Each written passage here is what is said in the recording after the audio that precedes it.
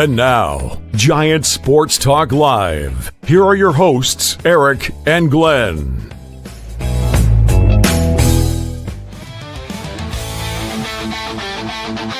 We're talking Giants every day.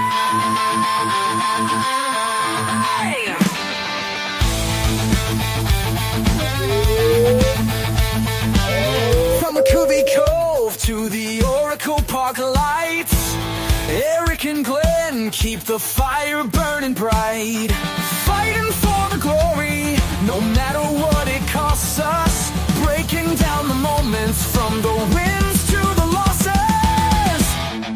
Giant Sports Talk, we're here for the ride. Eric and Glenn with the fan base pride, talking dreams, will they contend? But we'll back the Giants till the very end.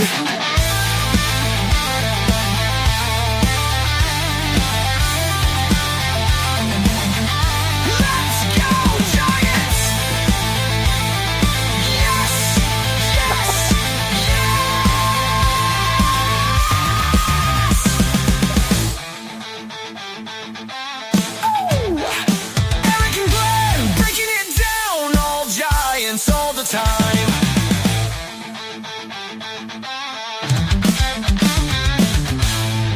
Oh, anybody All right. else? Welcome Fired to up. Giant Sports Talk Live here on this Monday night. Took a couple of days off, Glenn. I feel Oh, I'm ready to go after the Yeah. Vince Russo night. We needed a couple of breathers. Had to take dude. a breath there, man. For those How of you you guys who doing? missed it, yeah, I'm doing great. Good. Back in the saddle again, as they say. Yeah, if you guys haven't been able to take a look at it yet, you got to go check out the interview we had with Vince Russo there on Friday. Man, that was so much damn fun. I really enjoyed myself. That was a good time. Dan came in. It was awesome, dude. Somebody's peeking. I consider Vince a friend. We've been talking for a while. He's a good guy, man. I really enjoy talking to him. For those of you guys, for those of you guys who are really big into wrestling, the guy has a bunch of podcasts that he does, both on his own stuff, and he goes on his other people's channels as well. So yeah, go check out Vince if you like wrestling. And then he'll come on here occasionally and talk Giants baseball. It's a lot of fun, man.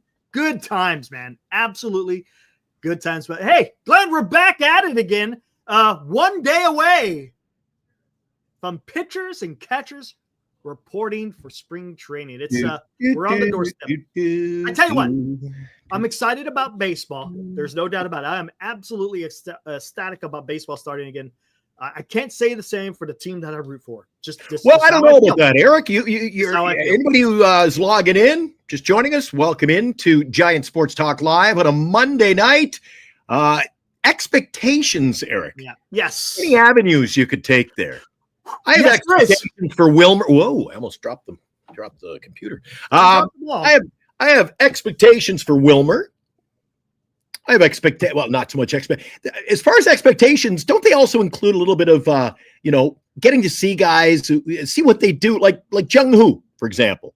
I wouldn't call it expectations for him, but I'm excited to see what he brings to the table. Then you could also say it could be this is opening a whole can of worms, but expectations as a group for the season.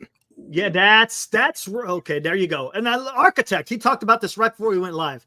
My expectations of the Giants identify with which young players to be part of the next competitive Giants team in hopefully 2 years. A little bit, that's a bit aggressive, but that's okay. As for wins in 2025, I'd say around 75, give or take a few. So there you go. Again, this is his expectations. And it kind of goes what you're saying. I'm looking at, for me, for this year, it's probably going to be like this for a few years. Identifying, as he said, the players who are going to be part of the future. Because right now, as a collective, I've made my thoughts known. My thoughts are known on where I feel with this damn team. Yes, I say damn team. Okay, you know what? Let's get right into this, because before we get into the expectations, Dave Tobener with the SF Gate had a fantastic article. And the reason why I say it fantastic, because kind of goes along with what we kind of been saying here. And you know what? I'm going to give props to a few people. As I read it, there's going to be a few people I'm going to give props to because they were on it from the very beginning. So those of you, make sure you guys hang around. I'll give you guys your hey, You guys out there saying it, I'm going to give you your credit. Absolutely. All right, let's get into this. So SF Gate. It's impossible to explain what the SF Giants did this offseason. And look at the byline. Columnist Dave Tobener, again, guys, follow him on Twitter. Guy's awesome. Takes the Giants to task for a confounding offseason. Hey, look at this. Confounding. Look at this. We got a press guy who works for a publication in the Bay Area who's going to take the Giants to task. Imagine that. And guess what? They're not haters. He's not a hater. The guy, I think, is, if you follow him on Twitter, the guy is pretty down the middle. No, you know what, Eric? When it comes to haters, I don't care if you got anything bad to say about Eric, I'm going to stick up for him. You got anything to say bad about me, I'll stick up for myself. Right on. Hey, but I find it ironic. I was taking a sneak peek today. I know you answer some of them. I was taking a look at some of the. I was in, doing some housekeeping on our channel. So I decided to read over the last few days, last week. They leave their comments, secondary comments.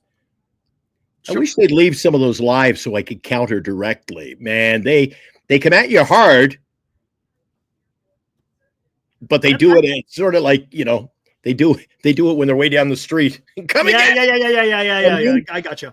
Like I just found some of them. Talk about confounding. Some of their takes. There's things they like about the channel, things they don't like, things they don't like about me. I'm like, hey, and first and foremost, the channel, talk about it. First and foremost, look, everyone has their own ideas, and that's awesome. I love it. I want to hear what people think. But one thing I don't stand for, and I think you understand this too, Glenn, don't ever question whether or not we are a fan of the San Francisco Giants. I've been a fan of the San Francisco Giants since the 80s, since I was a child, right? I don't come on here and do this podcast every damn day nearly. Talking about the Giants if I didn't care about the Giants. I care deeply about the Giants. Do I care deeply about the people who are running the current organization? Absolutely not. Because to me, that is not about the team. It's more than that. It's a lot deeper than that. So and we didn't want to let anybody down, but given the fact that we promised a 365-day show, but there's been nothing. There's nothing. You know what? We needed a couple of days off too, because I said to Eric, I said, we had the Super Bowl yesterday. We would have lost out. Everybody's channels were talking football, and that was the kind of the main focus of the day. What's up, Mike? Eric, things are going to ramp up, man. Like 2 days. It is. 2 days off wouldn't hurt, man. So hopefully everybody out there in the audience is cool with that. When you do this every freaking night. Absolutely. And you don't have a lot. I mean, you and I can make stuff up, but oh gosh, man, dude, it's tough. And and that's why Friday was so much fun, because we're able to get someone else on here to talk, with Vince. And Vince, he brings the energy every time he comes in. It's awesome. You could tell he's a dedicated, but he also has questions too. I mean, if you guys listen to the interview, he wasn't sitting here rah type of stuff. He understood that there were some issues here with the club. So it's all about just everyone has their own opinion. I get it, but what I try to do, and I think you try to do as well, Glenn, is we try to keep it as balanced as possible. We'll when things are good, we'll say it's good. When things are shitty, I mean, goodness gracious. Right, Glenn? What was I doing for the first 3 months? I was doing nothing but sticking up for the club. Thinking, because I honestly thought they were could kind of go in a different direction. But when the hype train, I know you like that word. When the hype train goes rolling through, Eric's the conductor. Right? Whoop, whoop. Yeah. But I also like to balance things. I've always said it. I like to call a spade. And hey, don't question me being a Giants fan when who the hell is a bigger fan of Wilmer Flores than me? Well, there you go. Hey. Absolutely. All right, let's get into this now. Dave Tobener, good stuff. You start reading it. Little Wilmer Flores got to go to the bathroom, I think. So I hear so I got to go look after him. But I'm listening. I'll be back in about 30 seconds. All right. Pitchers and catchers report this week, tomorrow, which means another season of San Francisco Giants baseball is just weeks away. Have you caught the fever? I need more cowbell. By the way, written today, Dave Tobener. Got to make sure. If you guys want to take a look at the article, all you got to do is look in the description of this video, and I put a link into it. So go check out Dave and his work. All righty.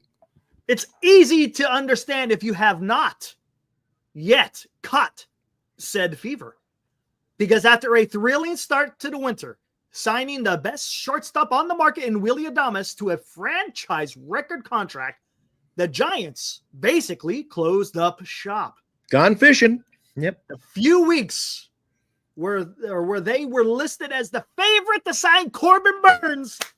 Oh, shit! Go to the Diamondbacks. Go to the D-backs.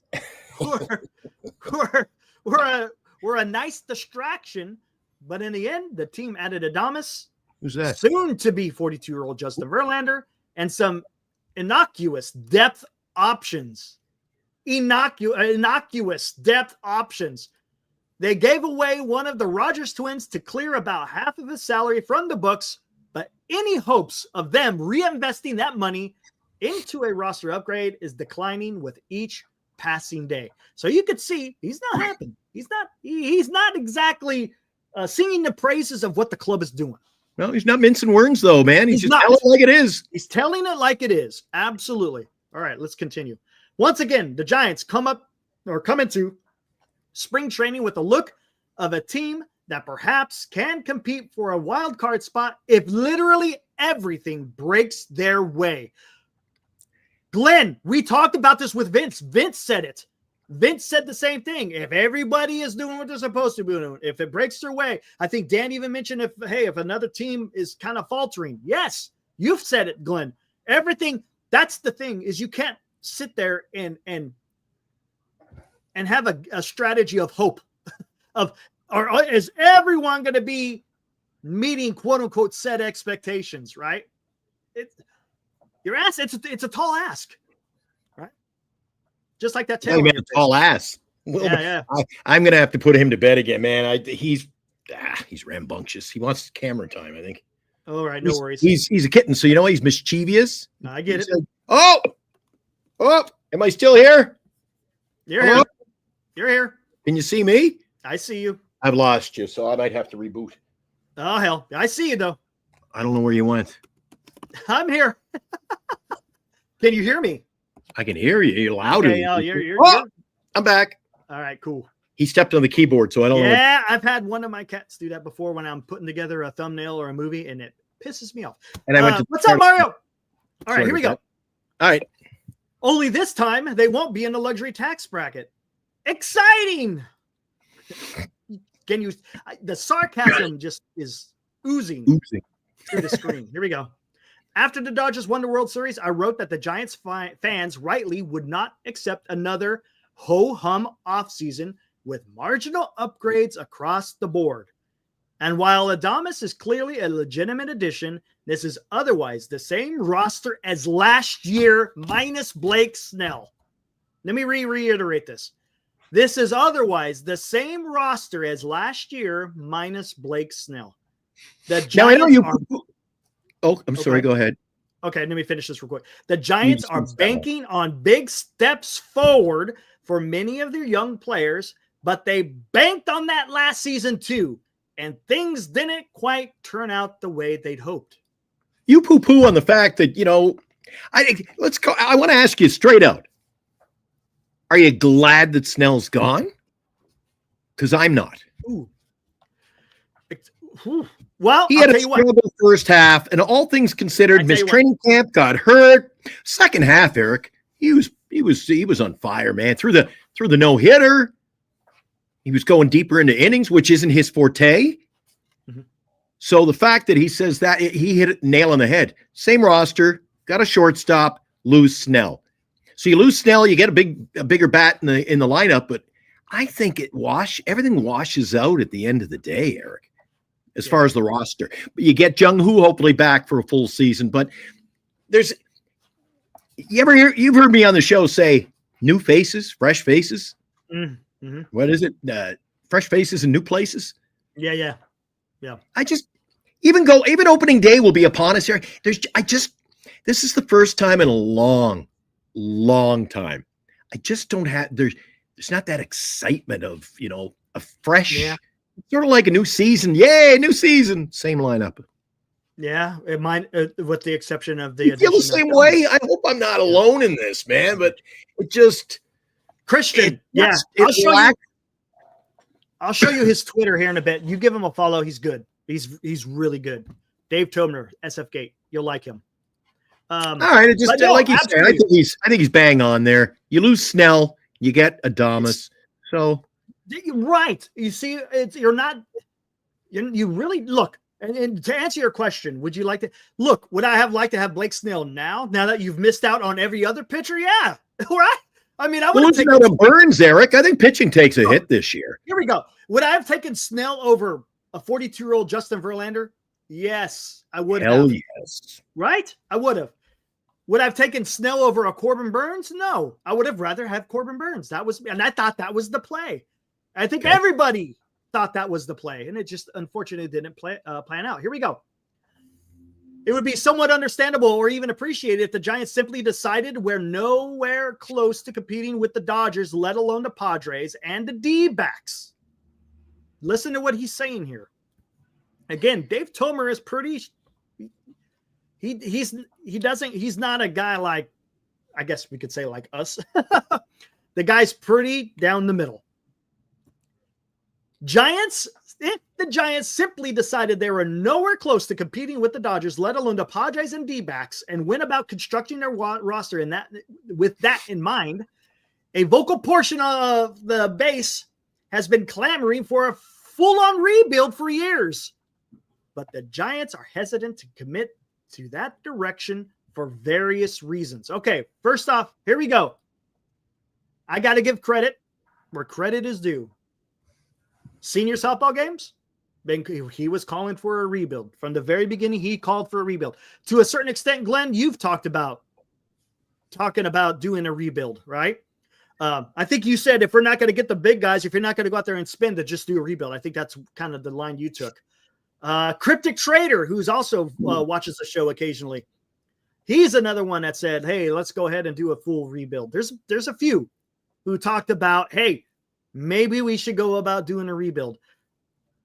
Hey, when I call it a rebuild, we got some young pieces, Eric, already, like half a roster that I'm quite happy with. When I say a rebuild, I don't mean tear this thing down and go with a rookie lineup and, just clean out the deadwood. Right. I get what you're saying. And I know what you're talking about. I can name the three again, but I think you know who I'm talking about. Three, you can just clean out the deadwood. Right. Yes, wait, Flores. Oh, speaking of Flores, I'll be right back. Son of a... All right, here we go. Again, a vocal portion of the fan base has been clamoring for a full-on rebuild for years, but the Giants are hesitant to commit to that direction for various reasons. Again, a vocal portion. Take that for what you will. Decreased ticket sales might be the biggest of those reasons, but I can't imagine attendance is going to spike much if they spend another year hovering around 500 either. He's spot on, right? You're worried about tickets. If you're worried about ticket sales, well, guess what? They're already falling. They're already having issues with season ticket holders and the numbers that are reapplying to be a season ticket holder. It's dropping, and it's dropping every single year that you decide to stay mid. Okay? Just the way it is. Okay? So if a rebuild is off the table, it would stand to reason that the Giants, with their enormous financial resources, would do whatever they could to compete financially with the rest of the division. So if a rebuild is off the table, it would stand to reason that the Giants, with their enormous financial resources, would do whatever they could to compete financially with the rest of their division. Look, guys, I'm not the only one coming out here saying the Giants got plenty of freaking money to go out there and do what they want to do. We got journalists that are saying the same damn thing. But they could do that. Complacency, man. They're just happy. They're content. This is a content ownership group. Now, here we go. They may not have to be, they may not have been able to match LA's payroll, but they certainly could have afforded to add more pieces than they have. At least 2 more. High leverage reliever like Tanner Scott. I didn't care for him, but yeah, he would have been good. Or Kirby Yates, both of whom who now wear blue, would have been a welcome addition. Or a first base upgrade, something that you talked about, Glenn, who could have kept the seat warm for Bryce Eldridge. Maybe another outfield bat to lengthen the lineup, which have I said. And other people, of course, not just me. We didn't confer with this guy either. It's like he's reading our mind. No. And I give some protection to Adames and Matt Chapman. Yeah. Moves like that may have pushed them closer to the luxury tax again, but the Giants are one of the handful of teams that can afford to live there. And it would have given them more credence to the idea that they're really trying to make the playoffs. Right? Does that make sense? If you really want to go and make a valiant effort to get a wild card, well, then act like you want to make a valiant effort for the wild card. Because right now, it doesn't seem like they've done that. That's just my opinion. All right, let's be honest.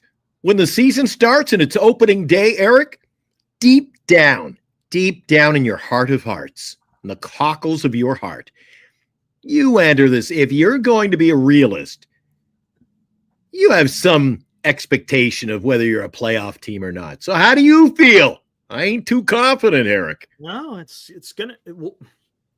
again, like he said, you're gonna have to be dependent on some of these young players to have that for them to have good seasons. Yeah, I know, but it's ridiculous. You started the whole. I know you're going to continue, but you started this whole interview process or the read by saying that all the chips got to fall into place. Exactly. That's why, Eric. That's why when you bet on a ball game, you can win one. You can win tomorrow. You can win 3 or 4 in a row. When you start parlaying things, Eric, right, and you got to get 6 or 7 of the games right. Very, very. In all the years I used to bet, I got 1 right. A parlay of 6 games. I got all 6 once. Why? Because things don't fall into place like that, Eric. Yeah, right. I see what you're saying. Because you got to realize, not only are you having to rely on these young guys to come and contribute, but you got to have the guys who cashed the big checks. Something Marty Lurie says quite often. Those are the guys they got to be your quote unquote carriers. Chapman, Adames, Jung-Hoo Lee. Those are your guys who get to pay the big bucks. They're the ones that also are going to have to make some significant contributions. So everything has to hit, so to speak. And I'm not underestimating the San Francisco Giants, Eric. Mm-hmm. I'm telling it like it is. Yeah. Okay, here we go. Underestimating. Instead, the organization is mired in the mushy middle. Yes. Something Dan has mentioned this quite often, right? You can't be in the middle. You got to pick a lane, right? Isn't that something he's been touting that for freaking years? Pick a lane. And Dave is talking about this. Pick a rebuild, spend the money, one or the other. Maybe you could do a little bit of both, but don't be in the middle. And that's what he's saying. The organization is mired in the mushy middle. I think they're mired there because that's what they're content with, Eric. If I'm the owner, here we go. I have no money to buy a ball club. But if I own the Giants, Eric, I take a little pride, Eric. Yeah. I wouldn't want to, as the owner, I wouldn't want to show my face around there with a team that doesn't make the playoffs. Yeah. Okay, here we go. Real quick. They say they want to develop their prospects and give them a chance to shine. And then guys like Luis Matos and Marco Luciano are shuttled down to Sacramento the minute they start to struggle. Again, we don't know if that's going to happen this year because that happened under the previous regime, which there is news on that we'll talk about in a little bit. They have the financial muscle to sign impact players like Chapman and Adames to long-term deals, but they don't go any further. The result for the last few years has been a team that lives on the fringes. never quite getting over the hump as a wild card contender, and certainly not challenging for the division. It's a 500 mindset, and that's exactly what they have become. There's the last bit of it here. Is that not true? That's what they've become.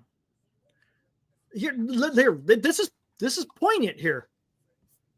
It's a 500 mindset, and that's exactly what they have become. Again, I didn't write this, guys. And again, nobody is saying that they must spin like the Dodgers. It's probably impossible for anyone to spin like them anyway. But the Giants could easily be in that next tier of spenders.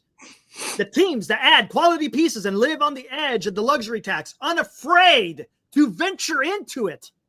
They did that last year to diminish returns. But that doesn't mean that they shouldn't ever do it again. Giants fans are hungry for a team to spend as they should. Just look at the reaction across social media when the team signed Adames and was rumored to be the favorite for Burns as proof. The Giants fans would also be accepting of a rebuild if there was a clear vision for the future. When the Giants fans are not going, what Giants fans are not going to accept is another boring season of near 500 ball followed by an offseason of a team saying they gave it their best shot. Whoop-de-freaking-do. That's what are we giving out? What are we giving? Giant Sports Talk Live giving out participation awards tonight? I tell you what, man, I love this. I'm glad that someone is actually writing the stuff that I have been saying, and I think you've been saying it too, Glenn. Dan has been saying it. This is the issue right here, man. This is the problem. I'm going to read this paragraph one more time. I love it. Giants fans are hungry for a team to spend as they should. What does that mean? In other words, spin like you're the fifth richest team in baseball, right? That's what that means. Just look at the reaction across social media when the team signed Adames and was rumored to be the favorite for Burns as proof. Giants fans would also be accepting of a rebuild. Senior, Glenn, Dan has talked about that. Eric. Yeah. If there was a clear vision for the future, again, a clear vision for the future. What Giants fans are not going to accept is another boring season at near 500 ball, followed by an offseason of a team saying they gave it the best shot. You think fans aren't going to be sticking around for a 500 team, Eric? They'll still go to the ballpark. They'll put up. They're still put up with it. Look, you can't. There's no way you're going to. You and I put up with it. We're here every day. Look, you're not going to convince the majority of the fans. You'll convince some of them, but no, you're not going to get all of them. It's just the way it is. Yeah. Whatever excitement was generated after Adames' move has been almost completely disappeared. Again, whatever excitement, and this goes along with how I've been feeling, was generated after Adames' move has almost completely disappeared. This is one of the least anticipated Giants seasons I can remember, which is crazy when you consider A, the Niners just had a lousy year and missed the playoffs, and B, the Warriors have been very ordinary this year. But the Warriors just added Jimmy Butler, and the NFL hot stove is about to start in earnest.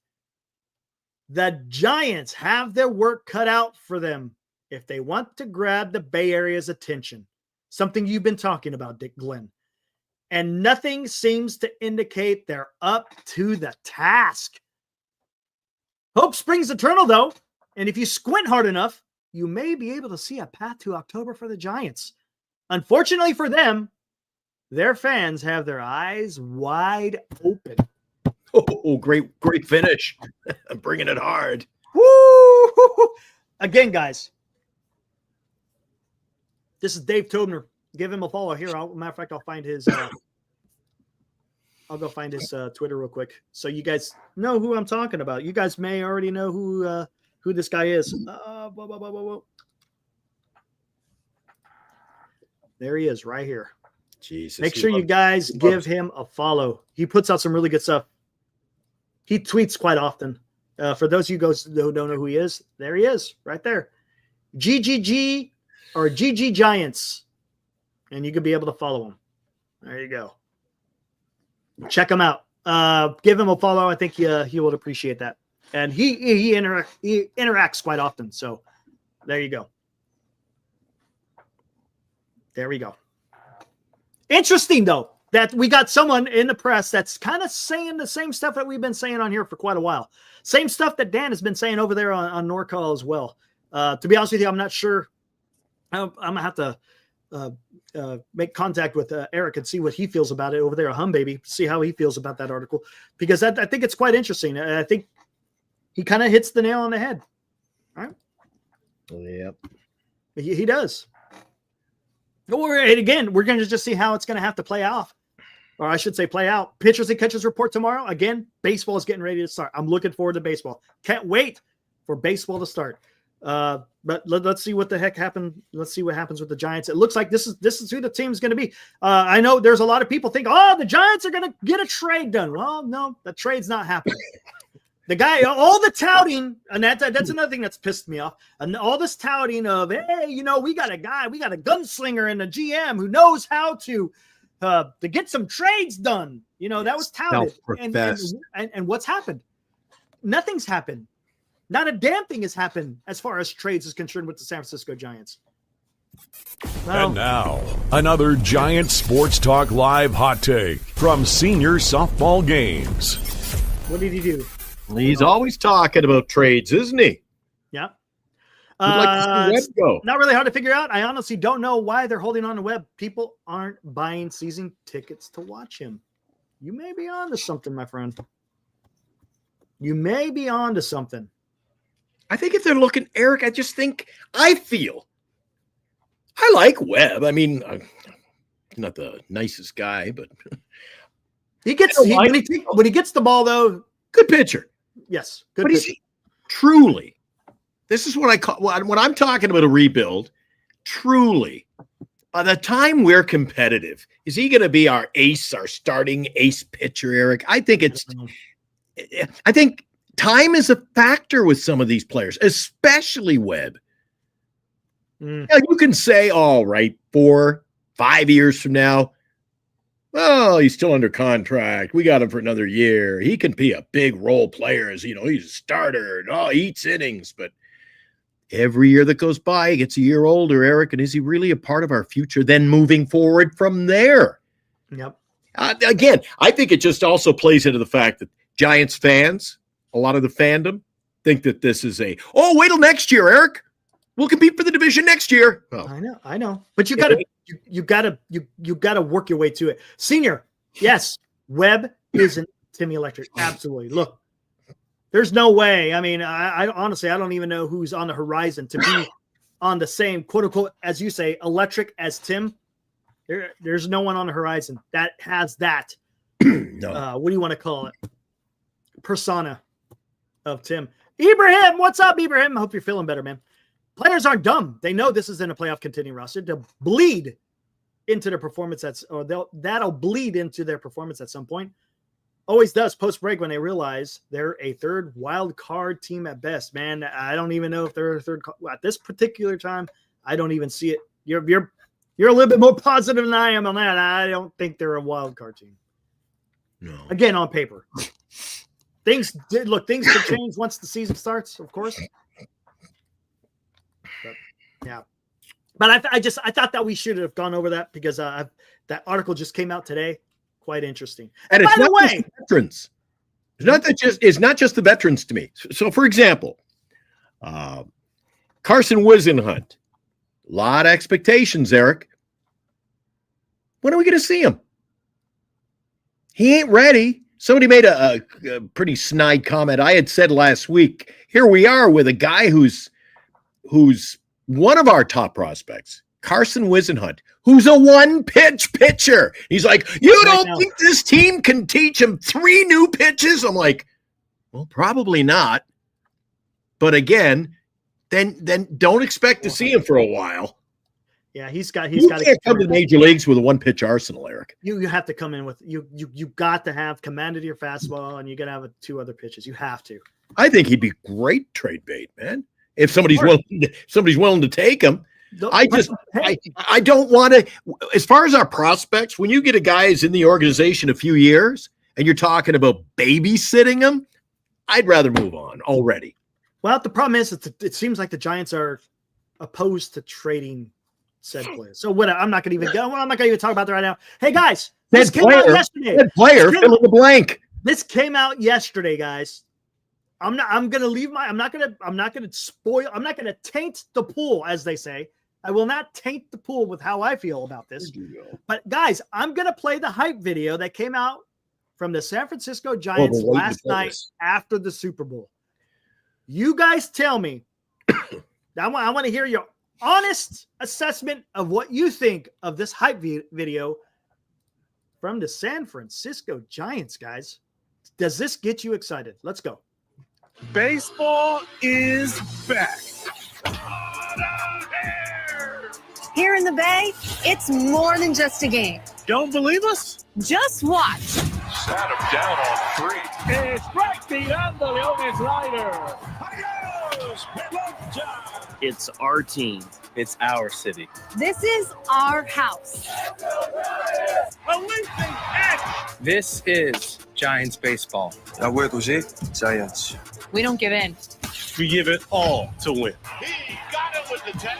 Lives and makes the catch. From the first pitch to the last out. Got him. The Bay doesn't just show up. We show out. Gigantes, ¿están listos? Are you ready? Get in on the action. Giants baseball. Nothing like it.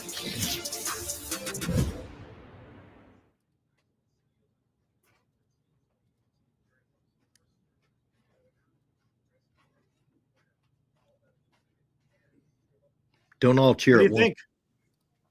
I don't know. It looked more like a baseball card commercial for Upper Deck than Major League Baseball team, Eric. It was. I'm going to tell you something right now. That's a lot of gimmick. It looks like it's a Saturday morning cartoon commercial. And I'll tell you what bugs me the most is the players looked absolutely asleep. There's no excitement. Giants baseball. It's our city. Nothing like it. Giants baseball. Well, you got Mr. Personality, Bob Melvin, in there. Giants baseball. I don't know. It's just Eric. Where's the excitement? Holy crap, man. I want to hear some. Come on, give some freaking emotion. Come on, let's go or something. They could have lifted clips of our show and put them on there. Let's go. Let's do it. And the host, look, I'm not going to harp on the host too much, but they were kind of corny. And it was just. Oh, Eric, I told you. That's do you ever? I'm sorry, that hype video did absolutely nothing. Do you ever watch the Sunday? They give a lot of hype out to their Sunday afternoon post-game show. I think I can't wait to turn the TV off. It's just cheesy. Cheesy, and it didn't do nothing. Live from the 415 Club. Cheesy. Does that hype you up? I mean, honestly, does it hype you up? Because for me, I can produce better hype videos from my freaking den than I can over there at Oracle Park right now.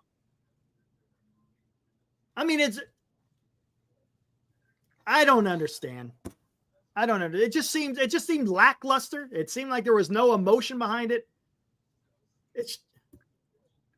I hope you get what I'm saying, Eric. Is it fair to say I always say that when it comes, even their production, you play that video, to me, there's vibrancy, everything else, all these other teams. I watch the MLB package, Eric. I get to see what other teams do in their pregame shows and the postgame shows, their broadcasts, the voices of the announcers, the whole kit and caboodle. And it always feels like I'm watching in black and white when all these other fans are watching high def. Well, it's just so black and white, mundane. Another word, Eric, mundane, boring. I don't know. I don't know. Tell me, what's more exciting, this or this?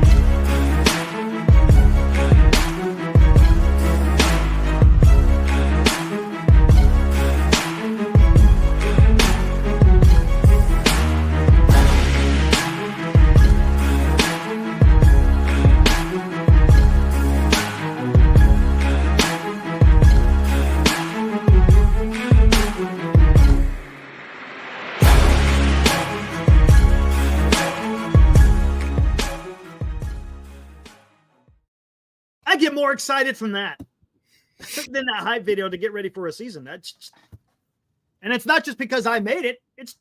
I think it's better. That's just me.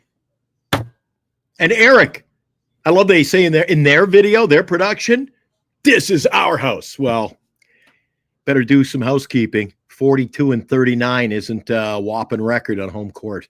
Yeah, I know. Barely 500. I know. Yes, Johnny, what's up, man? Absolutely. I think people also fail to keep in mind, Eric, take into consideration that hot streak. Second week of September. They won. They did like 8-9 in a row, or 8-9 at a 10 or 12. I mean, if you took that out of the equation, Eric, you got a 72-win ball club. Yeah. The Soto video. The Soto video was freaking. I love the Soto video. I love the Soto video. I love that one because it's got action. Then you need me at the end. Giants baseball, bringing it home to the city by the bay. Get your season tickets today. Call. Would have been nice, but this is our house. Yeah, I know. Giants baseball. Are we kidding? You are kidding, but you can't pull a fast one on Eric and Glenn. It's just again. It's little things like this. Again, this is what I'm talking about. This has been a fail after fail with the public relations with the San Francisco Giants, where it's just not adding up. It's just not adding up. I bet you do, Armand. I bet you do. Let me see that. Let me see that new avatar of yours. Yeah, it's what I thought. Look at that. He's got Soto. He's got freaking the polar bear, and it looks like, is that Lindor? Yeah, of course. Must be nice to have Soto, Alonso, and Lindor. Not to mention Vientos. Even when I do my radio work, Eric, you want to come in with some kind of a professionalism. It just lacked. It did. That's very good. Yes, the production level wasn't. It was like it was done at a university media course. Right. That's the problem. Is you're a fifth richest team, and this is what you're going to do. But it's just kind of. Yeah, there you go. There you go, Dilly. As a prospective marketing major, I couldn't agree more. Their marketing department is exceptionally corny. Thank you. Right, Dilly? Dilly, I bet you if you and I were able to brainstorm something, I bet you we could come up with something pretty freaking damn good. Much better than what the hell the San Francisco Giants do. And considering we don't have all the tools available. I mean, yeah, I got freaking Adobe, which is pretty freaking awesome, but I guarantee you we probably could put something together way better than what the San Francisco Giants did for the beginning of your 2025 season. It's just no, Robert. But anyways, let's talk about exception. All right, expectations. Giants baseball, bringing it home to the city by the bay. And some people like it. You can't turn Mikey O off. That's fine. Hey, it's not that bad. Some people, I look at it a little bit more, but yeah. It's sort of like the ball club in general. I'm looking for a little more meat in the bone. Come and grab the meat on the show of the Giants. That's nice, Dilly. I love it. All right, let's talk about this. Expectations. Man, this is going to be tough. Willy Adames. I'm really interested to see how Willy Adames is going to perform in Oracle Park as compared. And he's going to have to play 82 games in Oracle Park. Much different than 82 games at Miller. I call it Miller. I know it's family, loan, life, something, whatever. It's Miller Park. So it's going to be a little bit different. So I'm interested to see how his bat is going to playing 82 games in Oracle Park.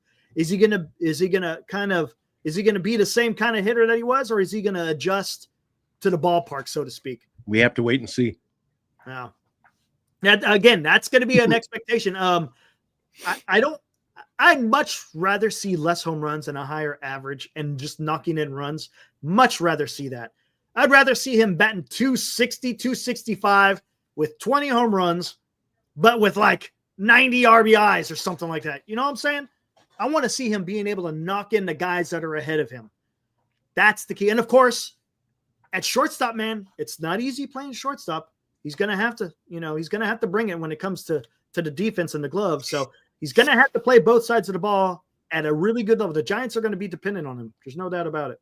Okay, I'm going to break it down very quickly, Eric. You got a catcher who hasn't proven he can hit. First base, a duo if you want. He can't produce any runs. You got a short second baseman who's not much more than a rookie himself, who I don't know, is he really a second baseman? You got Adames, got to wait and see. Could be something there. Chapman, great defense. Got to see what he can do with the bat. Ramos, sky's the limit. Jung-Hoo, jury's still out. I think it's going to be good. Right field, geez. So there's a lot of Jesus in there, Eric. Yep. And then you got Robert Rothberg in here every night going, the sky's not falling. Things are great. They're going to win 90 games. This is, don't put them down. Okay, Eric, they're going to have a great year. Okay, Eric, he might play 500. Isn't that exciting? Yeah. It's not. Okay, let's get into this real quick. Hold on. Let me find this real quick. I'd rather spend the summer fishing down in the Verdigris. I can't even say it. Verdigris River. Verdigris River. Yeah. Only you would know what I'm talking about. I know exactly what you're talking about. The pilot. But do I want to play it here? Or do I want... Let me play it. Let me get over here. One for you and one for you.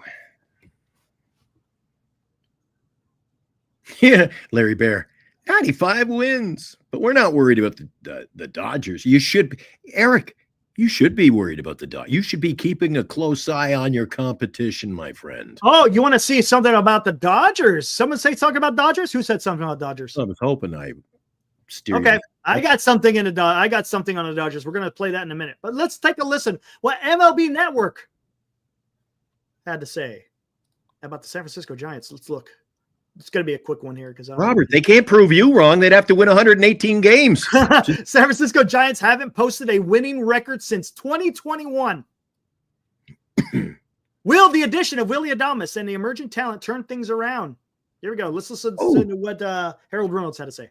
I love Eldridge, where he's headed. Harrison's upside as well. Fitzgerald, giving everybody fits. Yeah. So, and then you look at, what they're trying to do the rest of the way. Huge upside. I still think they've got a long way to climb. And did you hear that? Did you hear what he said? Long way to climb. And it's a little icy. I'm going to have a tough time climbing that long way to climb. I mean, they're being the list. They're excited about some. They got excited about some of these players that we got, but long way to climb. What else did they say? I can't remember. The Dodgers and the Diamondbacks do not make it easy to get there. Yeah. Well, to your point, H, you look at these odds just to put a bow on it in the National League West. You'd have to bet $10,000 on the Dodgers to make the postseason if you want 100 back. So you see the highlighted teams here. Here's the odds. Check this out. Look at all these teams over here compared to the teams over here. Yeah. Odds making the postseason. They're 1, 2, 3, 4, 5, 6, 7, 8, 9th in that listing. And how many spots are there? There's 6. 6. That's it. Well, I shouldn't say 6. Division's out of the question. 3. Yeah, exactly. I was going to say 6. What are you talking about? Sorry, my bad. You're just sneaking in here. I know. Say you, Robert. I feel like watching Mission Impossible. You're going to peel the mask off. It's Robert Rothberg. Okay, well, there you go. This is, again, games haven't been played yet. But this is Vegas talking. This is going to be a crowded field. The Giants obviously have an uphill climb here, as do the Padres to a certain extent. No, it's going to be very difficult. But Buster Posey, I think he brings an element to that front office that maybe has been missing a little bit. And I know that they're very excited in Northern California for the Giants in 2025. All right. Okay. Dude, it's not hard to tell you do the show in New York City, because if he's bringing something dynamic to the team, I haven't seen it. Where is it? No. This is another thing, Eric. This is another thing. I hope that this doesn't prolong the agony and allow this to fester year after year. You could be Buster Posey. You can look at Buster Posey's record as a ball player, World Series champion 3 times over, Eric, an all-star. He's going to go to the Hall of Fame. But if this team doesn't win for the next 3, 4, 5 years, you can't keep going, oh, but he's Buster Posey, Eric. Right. At the end of the day, doesn't matter who he is, got to get the job done. I love Harold Reynolds. They got an upside. They got this. They got that. But that's a tough hill to climb. Here we go.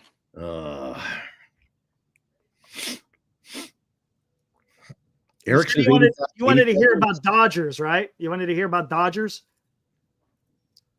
Well, this one will make me smile, at least, when we're talking about it. Usually I frown. This one will make me happy. This is a good one. While we're talking about 500, the Dodgers are talking about the golden era of LA Dodgers. The golden era. Oh, I thought you were going to break out the information that came out today. Okay, save that next. Oh, we'll do that next. From a big picture standpoint, our goal is for when we look back on this period, for this to be considered the golden era of Dodger baseball. And that to me sets such an incredibly high bar that as long as we are striving for that and working towards that and trying to get better at everything we do, the more fulfilling and satisfying it is, more success that we'll have, etc. So I think that captures it as succinctly as I can from a big. There you go. They want to look back at this as the golden era of Dodger baseball. Eric, if totally they different timelines. decade, in the next 10 years, if they don't win another World Series, Eric, they very well may be the golden era of Dodger baseball, simply because of what they've built. Mm-hmm. Look at that roster, Eric. That may be the greatest. This may be the greatest team in the history of baseball. Yeah. This is you know what gets me? You got the Dodgers talking about the golden era of baseball, and we're just trying to freaking get above 500. They got the golden era of baseball. We got the Golden Gate Bridge. Just look, and I understand two different timelines. It is. It just is. It is. You know what? I don't want to play spoiler role, Robert. I don't want to play spoiler role. I want to compete, man. That's just me. I want to compete. I don't watch baseball just to say, hey, tell me this, Robert. Well, no, I can't ask Robert. If I go to a baseball game and they lose, I'm not feeling well. It's just me. I don't sit there and, woo, we lost. You know what spoiler role is? Do you know what a spoiler is, Eric? That's the team that sucks that surprisingly beats you. Yeah, right. Exactly. I want consistent spoiler. That's me. Spoiler. That means when they make the postseason, if they were to make the postseason, they were a spoiler, Eric. They snuck in. They were a spoiler.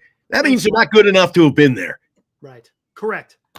And again, every night with the Robert Rothberg, rah. Get him a 2-2 and a pair of pom-poms, Eric. Yeah, right. Kenneth Sakai, what's up, man? Haven't seen you in a bit. Hopefully you're doing well. The problem with the Giants is that they're not just an 80-win team. They also have no star players like between 05 and 08, which had Bonds and Lincecum and Madbum and Pose. Well, no, I shouldn't say that.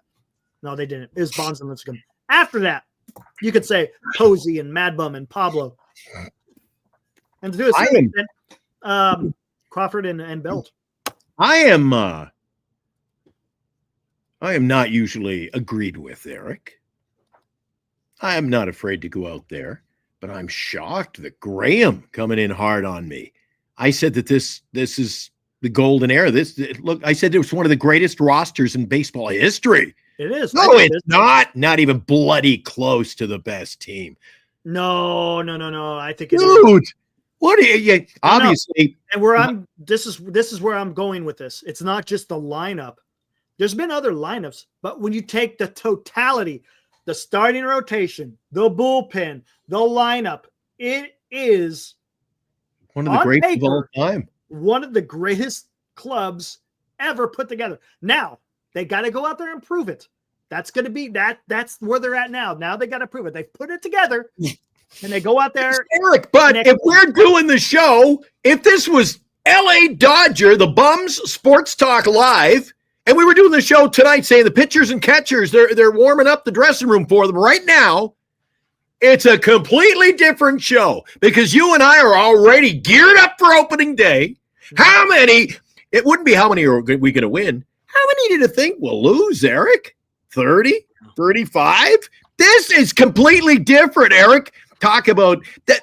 This, remember I said 100, and what did I say? 130 wins? 130. You said that. No, 129. Somewhere around there, anyway. Dan says 120. I went 130. Do you know what? That's crazy. I would have thought. Eric, Honestly, it's possible. You know what? I said that was crazy talk, but then they added Sasaki, then they added Tanner Scott, and then they whatever. Aaron actually comes in with a pretty damn good comment. Says, "Who's better, Giants or Reds?" I think you can flip a coin. Jury would be out. I'd have to see. I mean, those two are relatively close. Hey, I think is anyone depends on what you get from the Reds pitching. What are they? They had good pitching last year, though, Eric. What is Vegas saying about their over under for wins? Anyone out there? Can you take a look at what the what Vegas is saying about the Reds? We already know the Giants 79.5, unless I don't know if that's changed or not. That's a great question, Aaron. Yeah. All right, here we go. More news. Reds by a mile, right? I don't know. It's going to be close. I think they're pretty close, to be honest with you. Speaking of Dodgers, take a look. We got a new job today. Farhan Zaidi as a special advisor to dumpster diving. Dodgers have hired Farhan Zaidi as special advisor. Also be assisting Dodgers part owner and chairman Mark Walter with his other sport interests. Oh, he's dabbling into something other than baseball. What do you guys make of this?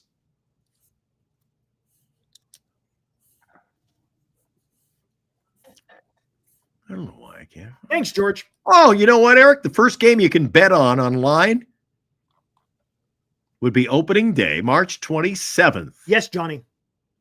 Okay, Eric, I'm looking at the betting line. What are they saying? Opening day, 3:10 p.m., March 27th. The San Francisco Giants are going to open up the season in Cincinnati. The Reds are the favorite, paying 183. The Giants are a deuce, 2.0. So the Reds are favored. But do they have they don't have their total wins for the year?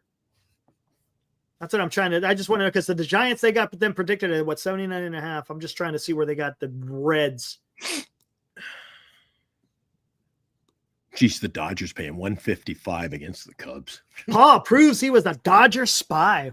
Ooh, that's, I mean, a lot of people said that. I remember even when Farhan was still part of the Giants, people were, alluding to the conspiracy theory, so to speak. The guy was a freaking mole. You know what?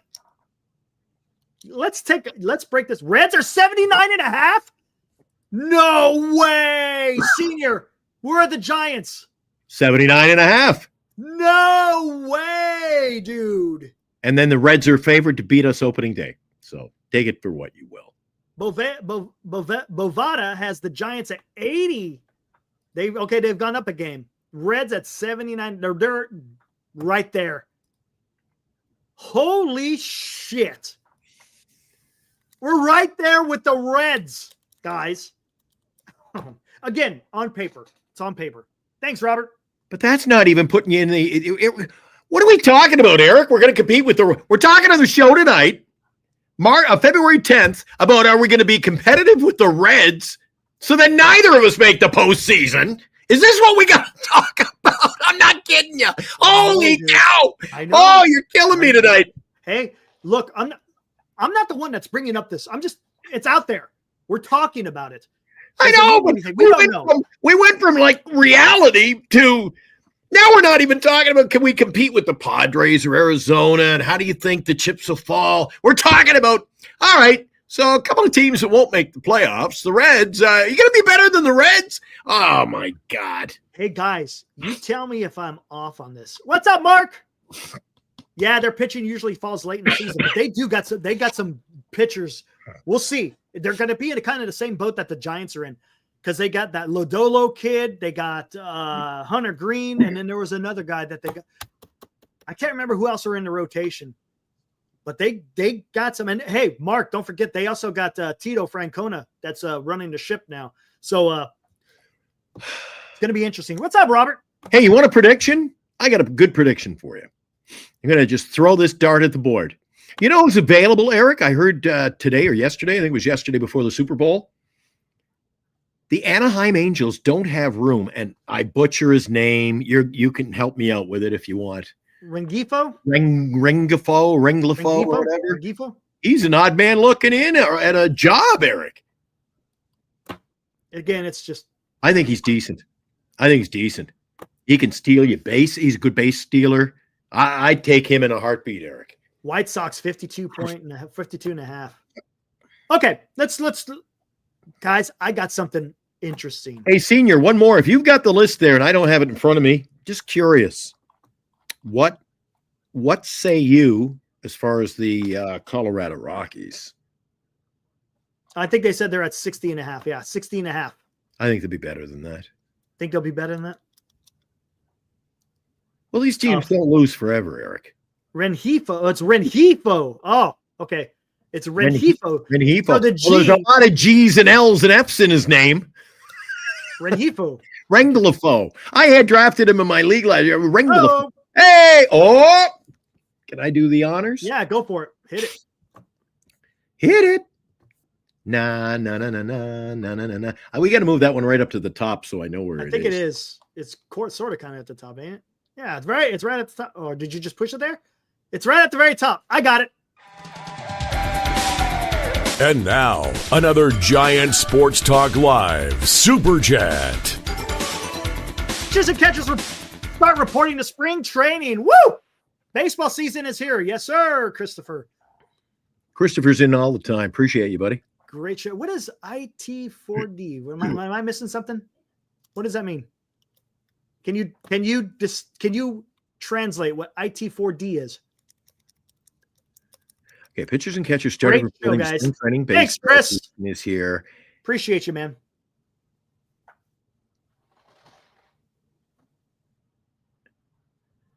IT40 ball. I don't know. Hey, Chris, what is IT4D? I have no idea, man.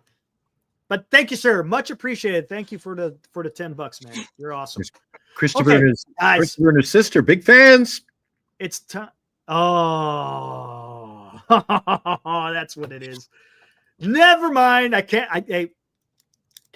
do that, Chris. Even though you donated $10, I can't say that, man. Oh. All right, here we go. That's a classic line, though, for Dodgers. It is. It's Vince Scully, man. I miss him. Here we go.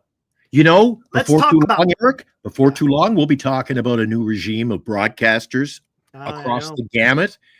And from what I've heard, man, they don't have. I always told you I like that big ballsy, the veteran broadcaster, big presence. I can see them going cheap. Gotcha. Just pitch ball too. Yeah. All right. Let's FP Santangelo. Okay. Not for me. I'm gonna ask you guys something. One guy has something in common with two moves.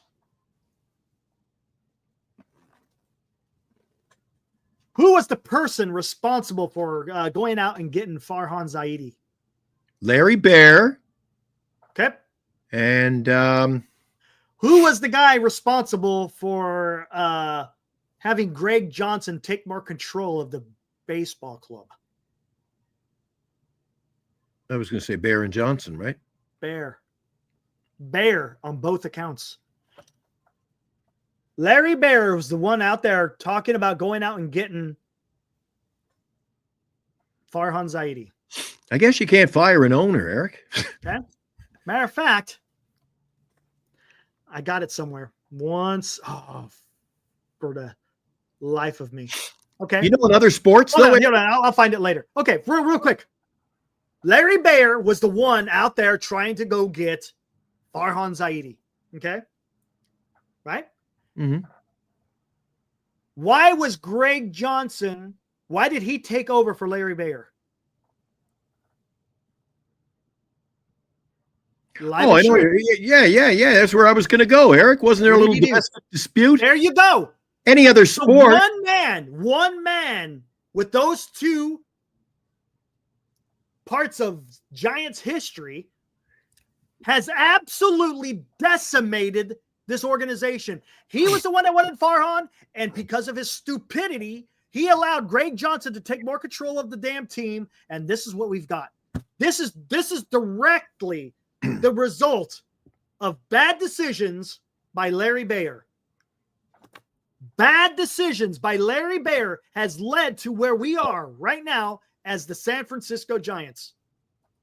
If he didn't have that incident, he would still be running the club. We would have heard nothing about Greg. Now, would he still have had his hands in it? Sure.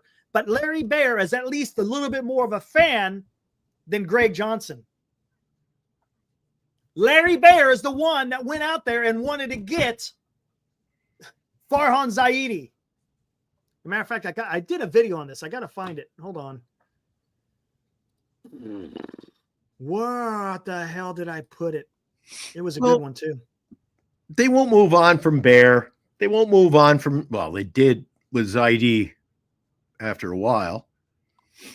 But this is an organization. Hey, Eric, it holds true. It's an organization. They don't like to say goodbye to anyone. Here we go. It's like once you get a job with the Giants, man, you're set for life. Hold on. What did he say? Where is it at?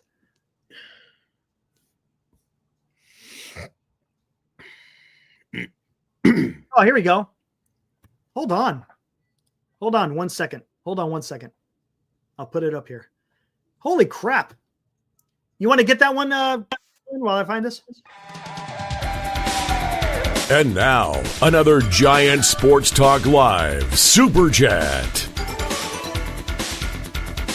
Christian Navarro comes in again. Classy move by San Francisco. Vince Scully called his last game, of course, at Oracle Park.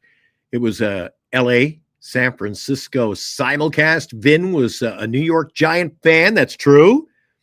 His last was at Oracle Park on both broadcasts.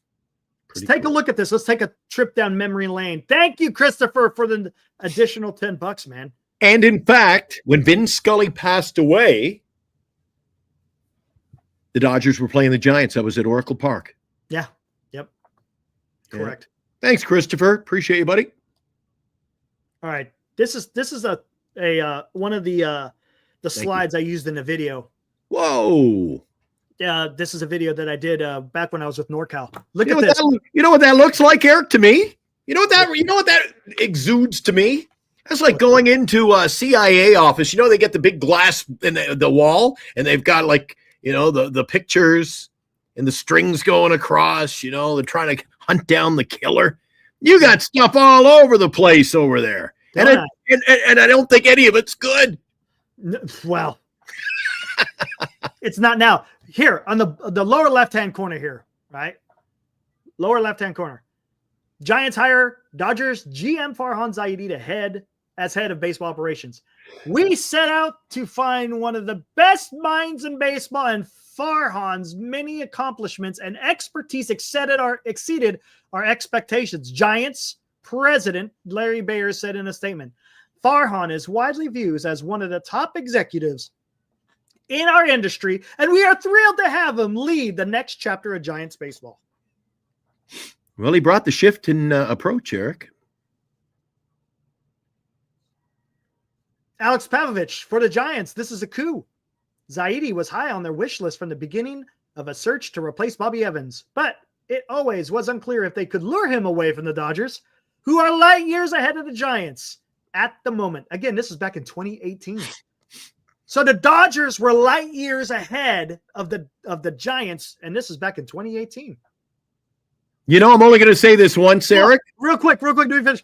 They're light years ahead of the Giants at this moment when it comes to roster construction and farm systems.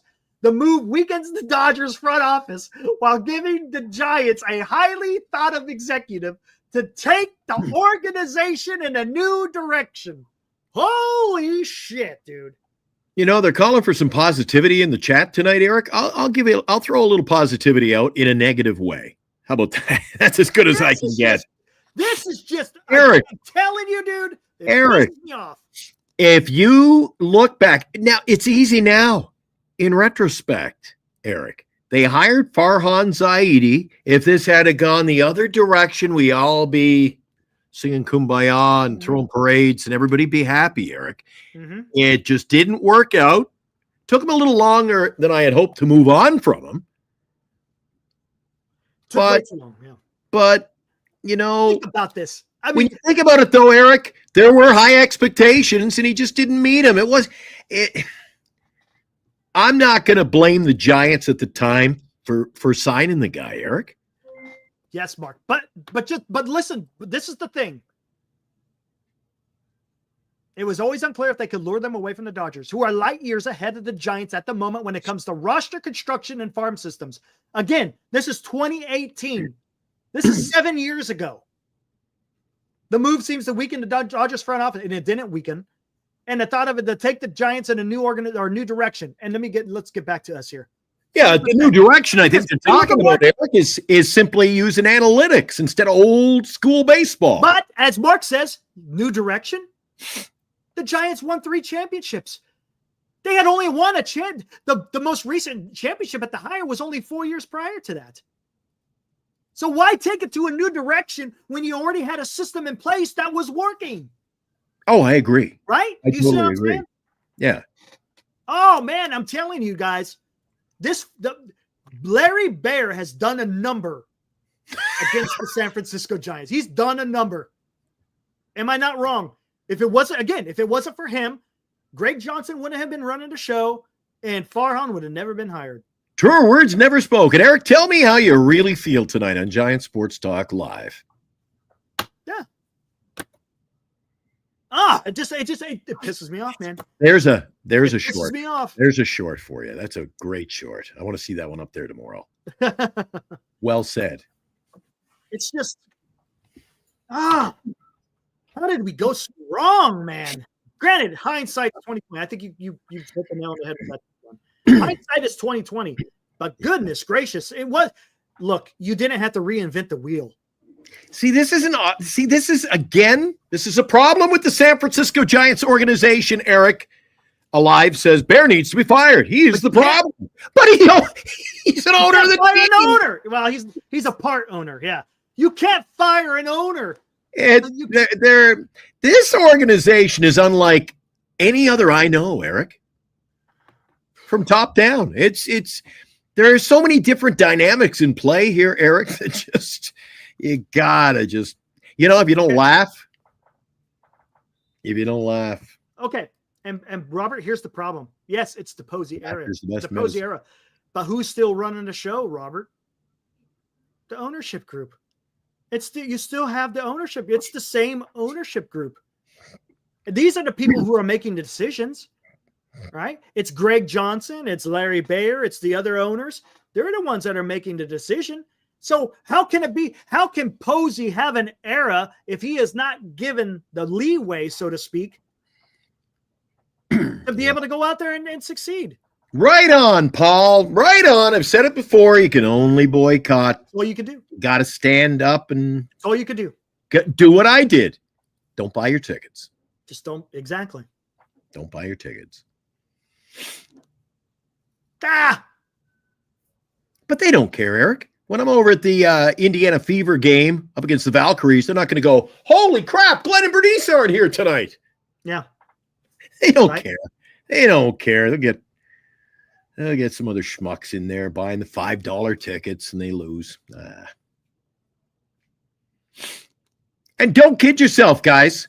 When you have to put on over a third of your season is $5 a ticket, means you don't have a product to sell. Yeah. That's what that means.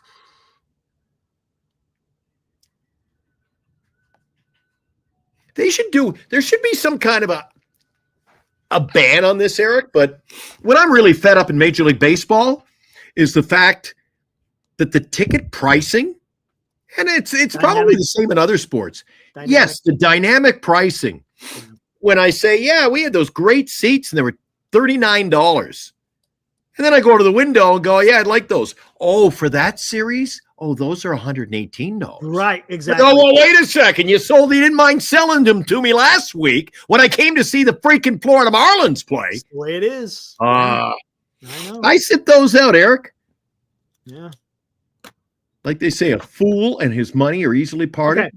I ain't Gosh, spending. dang it. I didn't mean to keep going down this road. I want to get back to the expectations before you get out of here.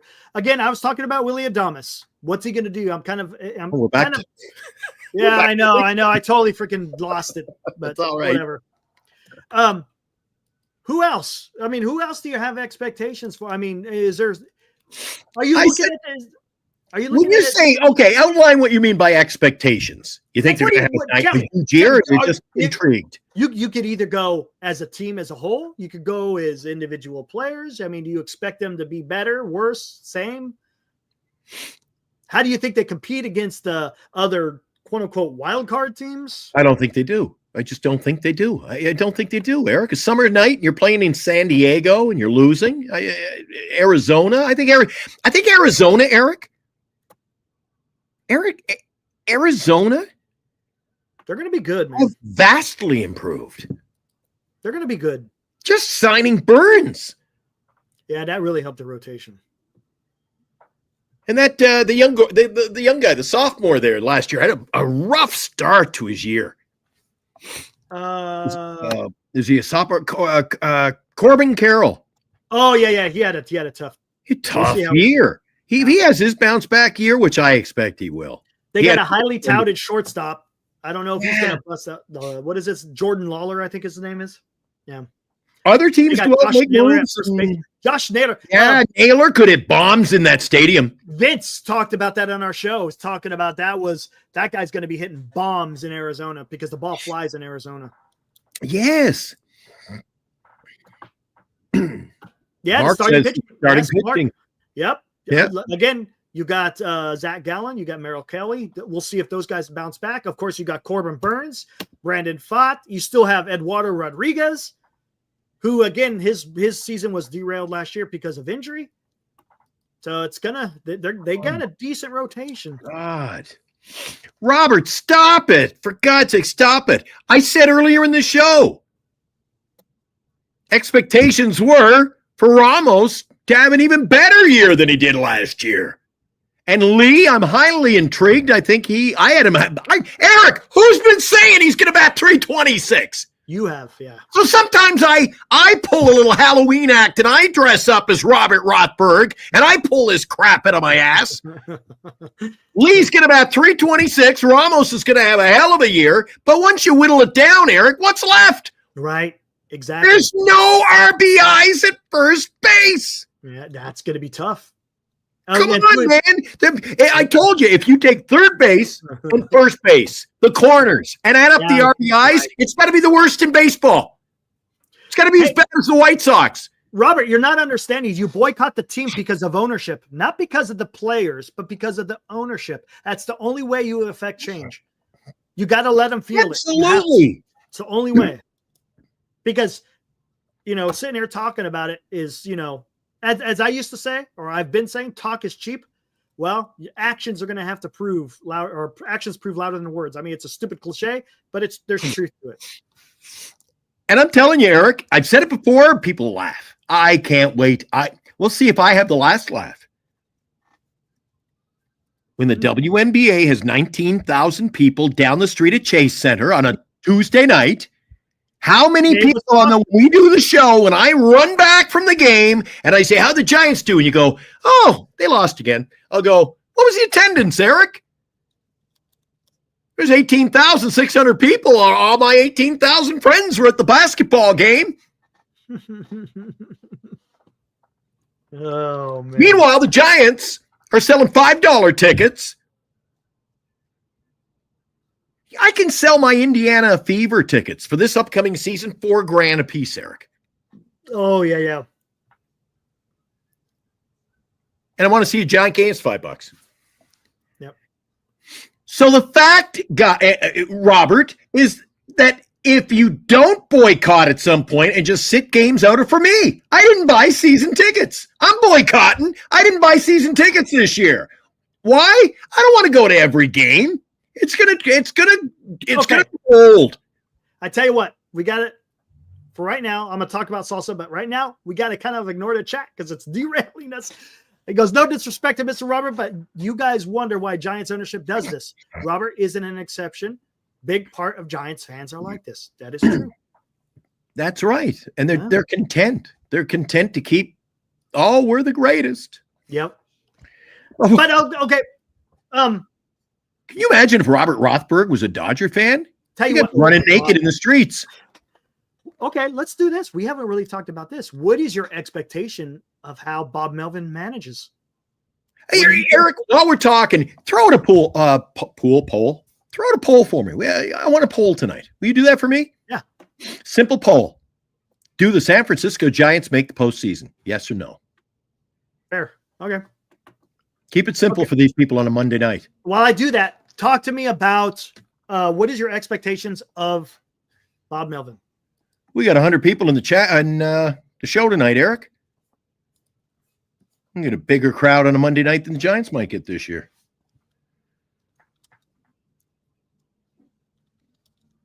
Well, what about Bob Melvin? What do you think? We'll see how much control of the ball club he has because last year, Eric, right, there were rumors, speculations that he wasn't in full control. And, you know, I don't know if you remember April, May last year, he did not handle the bullpen well. Had to answer a lot of questions. Yep. Didn't handle the bullpen well at all. He was throwing one game. He threw it to everybody, and he had nobody the next day. And he's a veteran manager. Got to know better, Eric. Okay, and you know, I think Vince also talked about it on our show, talking about he thinks the team's going to run more. Something we can also get into. So Bob Melvin, again, I think that's kind of an unknown. We really don't know how he's going to manage. We saw how he managed when he was at Oakland. He seemed to do a decent job, right, when he was with Oakland. San Diego is kind of a mixed bag. Got to the playoffs, then it didn't get to the playoffs. So is he on the downslide? It's only gotten worse. But then again, it was a little bit weird in San Diego. So I'm not going to look. That's a one-off. Now, last year, weird year last year. Last year, you could say is a one-off as well because you had Farhan Zaidi above him. So I don't know. I don't know, man. Eric, you have another bad year. You have another bad year. You could almost see Buster Posey. Buster Posey having to pull plugs to save his face. That's a good point. That's a great point because I think that's what Farhan did last year. I think he tried to save his ass last year by making certain moves, and it backfired. Does Buster Posey do the same thing with Melvin if for some reason the team kind of doesn't produce, so to speak? And you know what? They do have to run more this year. I'll be disappointed. There's an expectation. There you go. There we go.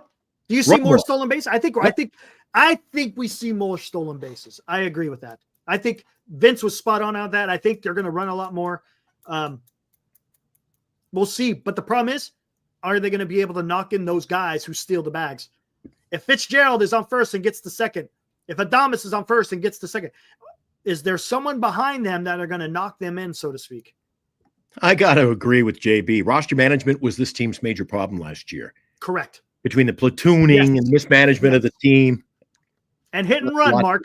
Absolutely. Hit and run. When you got a team that has guys with some speed on the bases, the hit and run could do wonders for a team. Will they be able to do that? That's a great point, Mark. We don't bring him in enough here, but Cole Dunstan says most of the problems last year Melvin couldn't control. Now, there were many. True. There were many. There were. Period. I wouldn't throw a period in there, though. I think he mismanaged a few ball games, Eric. I was there. He did. But then again, is he being told what to do? Is there a pre-planned he wasn't being told to throw out 8 pitchers and then tomorrow. Who's pitching tomorrow? Guys, let me think about that overnight. I don't know. I'm going to tell you something right now. I would not be surprised if it's Farhan. They got a fucking printout somewhere and saying, if you run into trouble, go to this guy, and this guy. I would not be surprised. Would not be. Eric Romo dropping F-bombs tonight. Holy smoke. That one, slipped. That slip out of there. Yeah, there you go. Boy. Giants need to be aggressive. I agree with you, JB. Yes. Oh, God. Absolutely. Thanks, PK. Appreciate it, man. It'll almost be that time of the year again, Eric. We'll be updating the old scoreboard every day up on the website. I don't even remember how to do that. I hope do. you do. I hope you do, because I don't. Yeah, I do. I just don't have the password of the username anymore. Yeah, I don't know where that's at either. It's buried in the email somewhere, dude. I don't. Okay, we'll find it. But it'll be here soon. No, that is from Pitfall, Mark. Pitfall. Graham, great question. Who's going to be the backup catcher? Tom Murphy. It's got to be. They're paying him $4 million. He's got to be the backup. Told you. The guy who gets paid plays. It's got to be him. Speaking of expectations, Eric, are they going to carry Sam? How much expectation do you have in a preseason? None. None. The only thing, spring training is just get your work in, man. That's it. Just get your work in.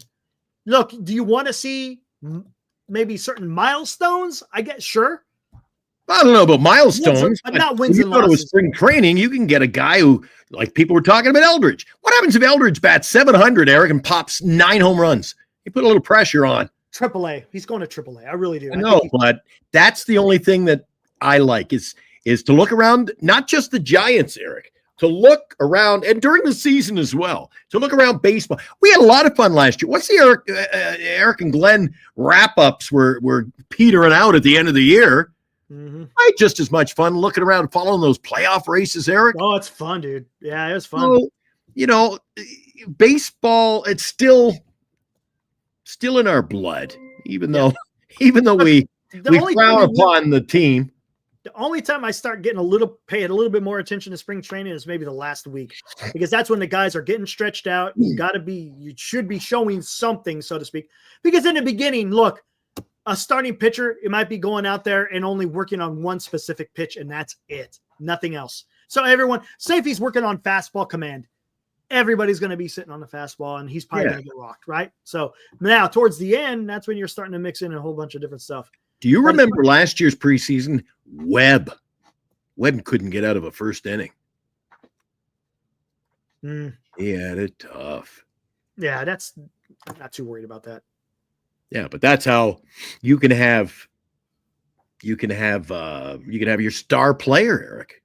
Yep. Does nothing. Look at this. This is exactly what I said, Robert. In my prediction, I said the Giants would probably win 84 games. And they missed the postseason. That's exactly, Robert. You've been listening to me, haven't you? Thank you, sir. No, I'm messing. I said the same thing. I think they finished with 84 wins and they missed the playoffs. It's not just even the division, Robert.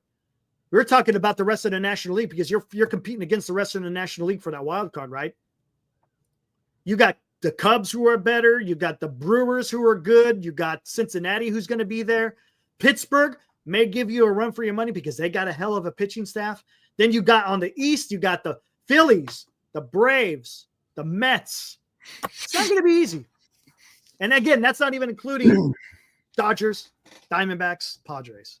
Bernice and I were planning on going to spring training spend a week, Eric, but it's not going to, I don't think it's going to pan out. We're going to go to a couple rock concerts, and there's a lot of pressure in her office right now with her work. So, fair enough. Fair enough. Yeah, the last few weeks it's been. I bet. The teams that got a spring training are not the ones that finish the season. It's a long haul. Wait, who's it? Where?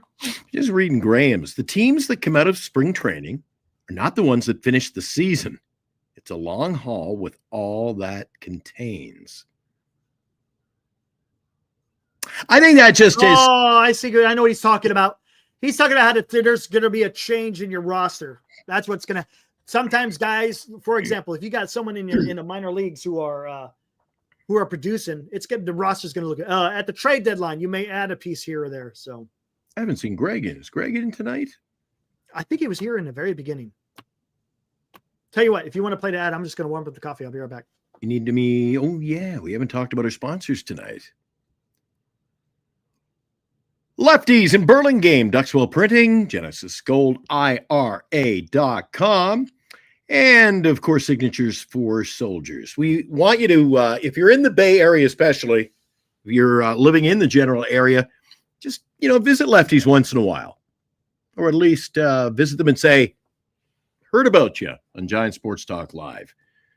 Support our sponsors because they support us, including our featured sponsor. What can I say that I haven't already said about bettercreditcards.com? It's a website. You go there to get a better credit card. Okay, that's really probably all I need to say for most of you, but I still have time left, so how about this? At bettercreditcards.com, we have different kinds of credit cards, some with better points and perks, some designed to help you build your credit. Whatever stage of life you happen to be in, we want to help. Give yourself a little credit. Bettercreditcards.com. That's bettercreditcards.com. That's right. John over at bettercreditcards.com. Big fan of the show. He's over in the East Coast, so he says, I miss the show all the time. But he when he tunes in, he gets a lot of laughs out of Eric and I. So we'll take that as a compliment. Thanks, John, and everybody at bettercreditcards.com. That's bettercreditcards.com. No, not related to Will Ferrell. Although somebody asked me in the airport in Minneapolis or Denver one time, they chased me down, wanted my autograph. They thought I was Will Ferrell back in the day. I looked a lot like him. Yeah, I'm looking. There's an expectation. See what Bryce can do in the spring training. Just get some at-bats against at least a few major league pitchers. Like Eric said, it's not going to be a game changer when it comes to Bryce. He's going to start at AAA. So Absolutely. We'll see what happens. He's got to be able to field that position. He has to. I know it's hockey, but if I don't answer this for about a week now, 8-10 times a show, yes, I'm pumped. I'm going to go. February 24th, the Sharks, just about 10 blocks down the street, are taking on the Winnipeg Jets. I wasn't ignoring you. I never could pick it up fast enough. We were always in conversation. He's asked me about 8 times tonight. He's been asking me for a week. Hey, Glenn, are you going? You gonna watch the game? Hey, you pumped? So there you go. I'm going to go to that game. I'll join Eric in progress. February 24th. I don't even know what day that is. Oh, you want to talk about a future freaking, you want to talk about a prospect? I'll show you a prospect. Oh, my God.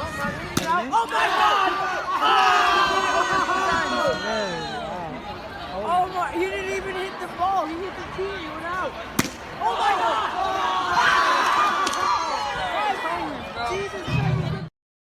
Sweet swagger too, eh?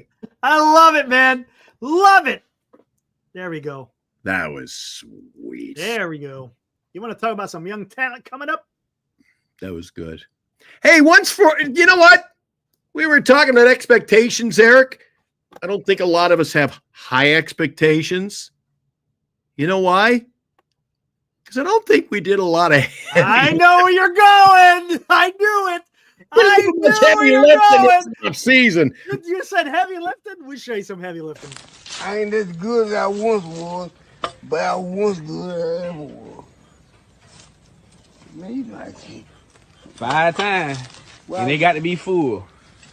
Oh, shit. Hell no. Get this shit.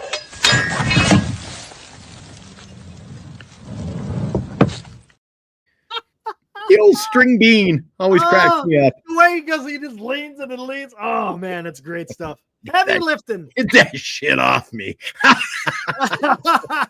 Hey, but you know what? Where did you find that? I know you mocked it up a bit. Where'd you find it? Senior sent it to me in a text and say, hey, check this out. And I was like, you know what? Let me see what I could do. Because I've never done anything like that with them with memes. So I was like, let me see what I could do. And I was able to download it and I was able to mess with it. And lo and behold, there you go. 5 times. They gotta be full. Gotta be But you know what? I tell you what. We got celebrities in this chat. Did you know that? Not just Vince Russo. Not just who else? Hopefully none of the Giants, for our sake. No, man. I won't be able to show my face around the ballpark. Dude, I'm telling you. Not that I'm going to be there, Alvin. This chat, man. We got some guys. We got some guys.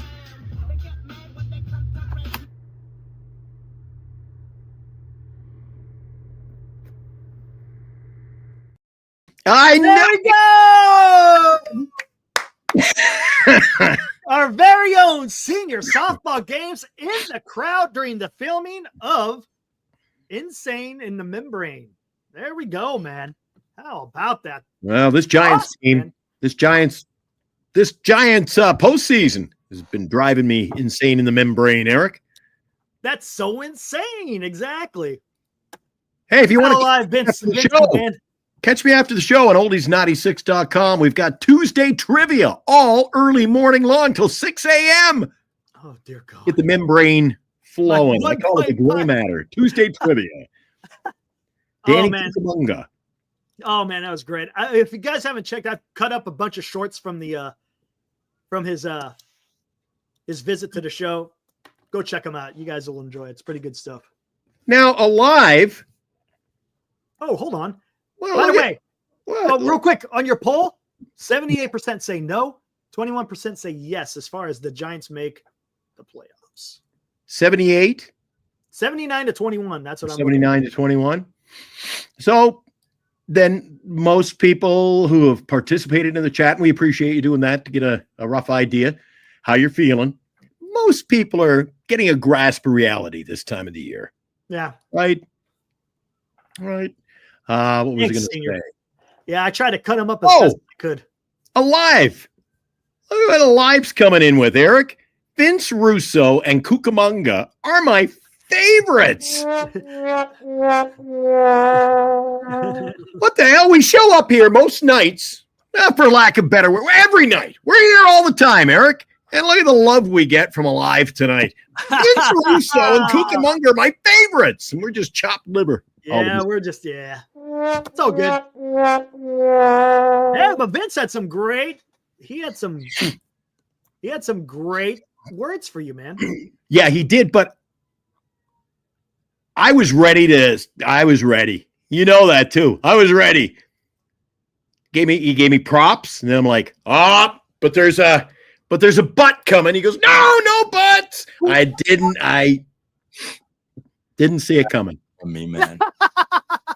See what the San Francisco Giants are doing to this guy, Eric. Another year. Look, a lot grayer. Hey, listen. First of all, I want to say I've never met Glenn before. How you doing, bro? Glenn, I got the first pro in. Hey, Glenn, I got to tell you this. I've been watching you and Eric. You are very entertaining, Glenn. I am very, very entertained by you. Seriously, bro. I think you're a great broadcaster. I really, really enjoy you on this show. I really mean that. There must be a however coming. No, there's no however. It's just I'm watching you guys. You guys are killing me, man. You guys are killing me. What's up, Vince? There we go. Yeah, what's up, Vince? I'm here too. There's something about that guy, Eric. He's awesome, man. He's awesome. I love him. He brings the energy. We try to do that. Yes. There's nothing worse. And I mean, you can love us or hate us. We have fun doing this. Eric, I watch other channels.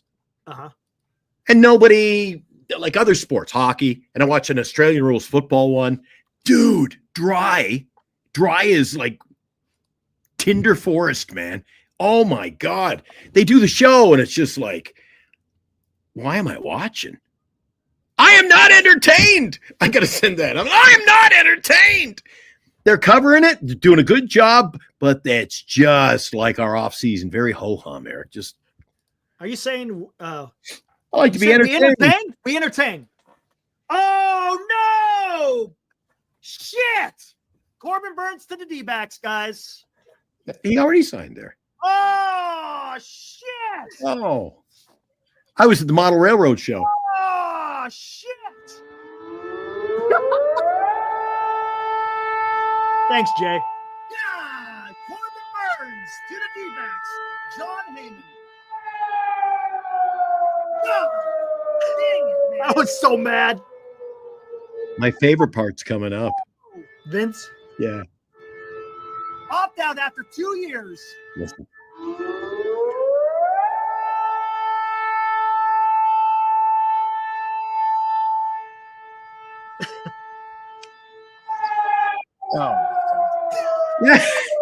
I can't believe it, dude.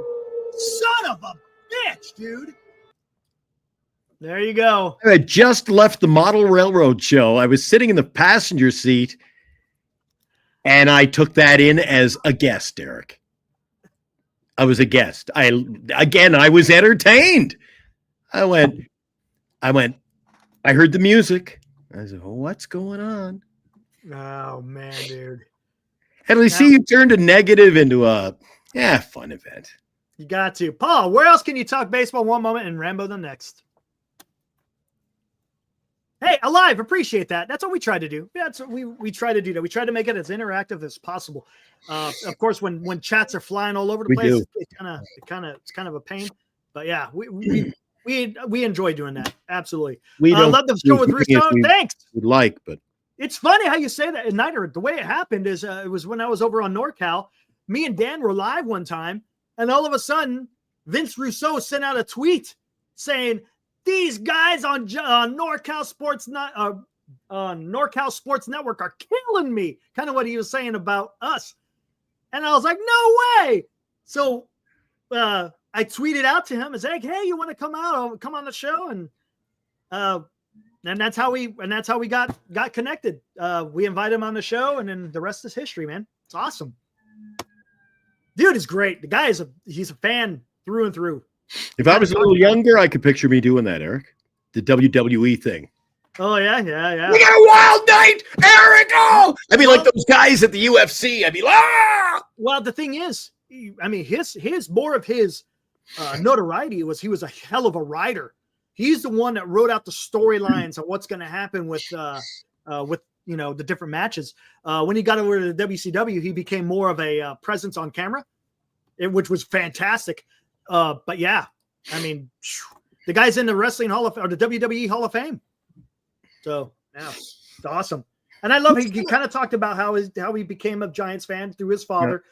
It's kind of like how that was cool. Everybody, right? It was cool. That's why it was a good show. I learned about him. He didn't know much about me. Had some nice comments. Appreciated that too. If you're watching, Vince, appreciate that, man. Yeah, it's awesome, man. Yeah, lead writer of the Attitude. There you go, Niner. And the guy has just been phenomenal.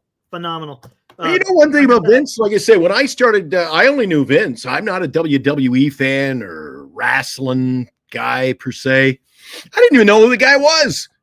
But then when I got to know him, Eric, you had to really read him close because I thought, who the hell is this guy? Who the hell is this guy? But part of it's his shtick, too.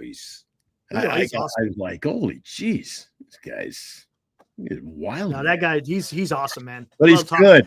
He's so good. Yeah, I like him. And then, holy crap, any of you guys who were watching the show, we didn't make that up. We couldn't script it. I sign off Thursday. We had on, was it Friday night? Thursday night. Last words out of my mouth on the show were, "What are you doing, Eric? I'm going to go watch the Honeymooners episodes." And then we come on, and Vince comes on, and there's a giant Ralph Cramden on the set. I loved it. That's pretty good. I'm like, "Is that Jackie Gleason?" He goes, "Yeah, Ralphie."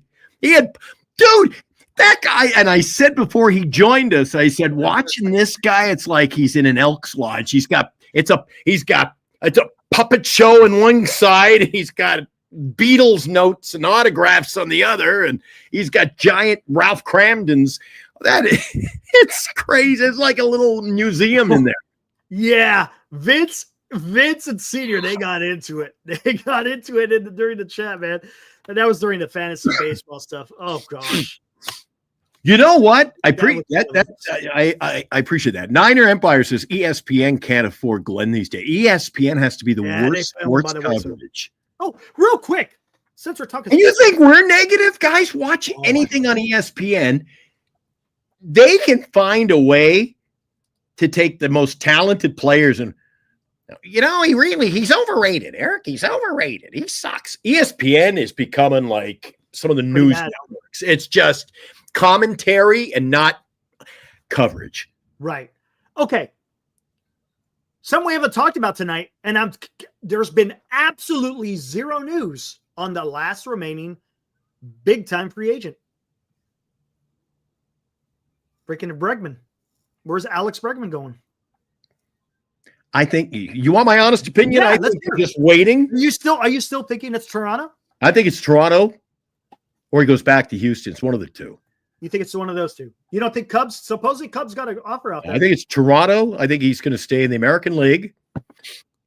But he's an aging player, Eric, and I think he's going to pull a Bryce Harper and a Snell. He's a Boris guy. He'll sign around the 20th of March, 15th. March? You think it goes all the way to March? March? Get a few reps in. He goes, I don't want to go to spring training. Wow. You think it goes? That's what Harper did. Harper signed like with a week before, 2 days before the season started. Wow. I think he goes but the problem another. is you wait that late. But the problem is what if teams are already getting established? I guess it doesn't matter. I mean, if you're getting someone like I think if they want Bregman, they were going to take Bregman. Okay, here's a question. Here's a question: Is Bregman going to be a third baseman wherever he goes? Well, I think it's just or do you think he's not indicative? I think it depends on who gets him, where he plays, right? Okay. Do you think he'd rather play third? I mean, is that going to be a deal breaker? If a team gives him, say, more money to be at a second base than they would at third base, would he still go to second base, or would he take less money to play third? Pay me more money, I'd be the team mascot, Eric. I think money talks. Okay, all right, fair. It's interesting. I wonder where he's going to go. And look, I'm not saying he's going to be a Giant. That's not what I'm saying, guys. But I think he'd hit well in the Rogers Center. Yeah, I mean He's a good freaking player, man. He's a really good player. And okay, here's a question. We always go to this. Does he get? You and I are all over this. Isn't scripted. Oh no, it's not. This is not, dude. If this is scripted, We're all over the place. fail. If it's a scripted, we fail. We'd be off the air. They'd be in the control room. Stick to the monitor, guys. Oh. Is he gonna? Do you think he makes more than Adames? No, I don't think he does. Not this late. I don't. Well, maybe his. What I'm gonna say is he doesn't make as many years, but he may have the same type of contract. In other words, he's going to have a higher AAV. Something I don't understand why, Eric, but it seems to be the trend in Major League Baseball last 2 or 3 seasons. You get to the preseason, before the preseason, I should say, you get to the offseason.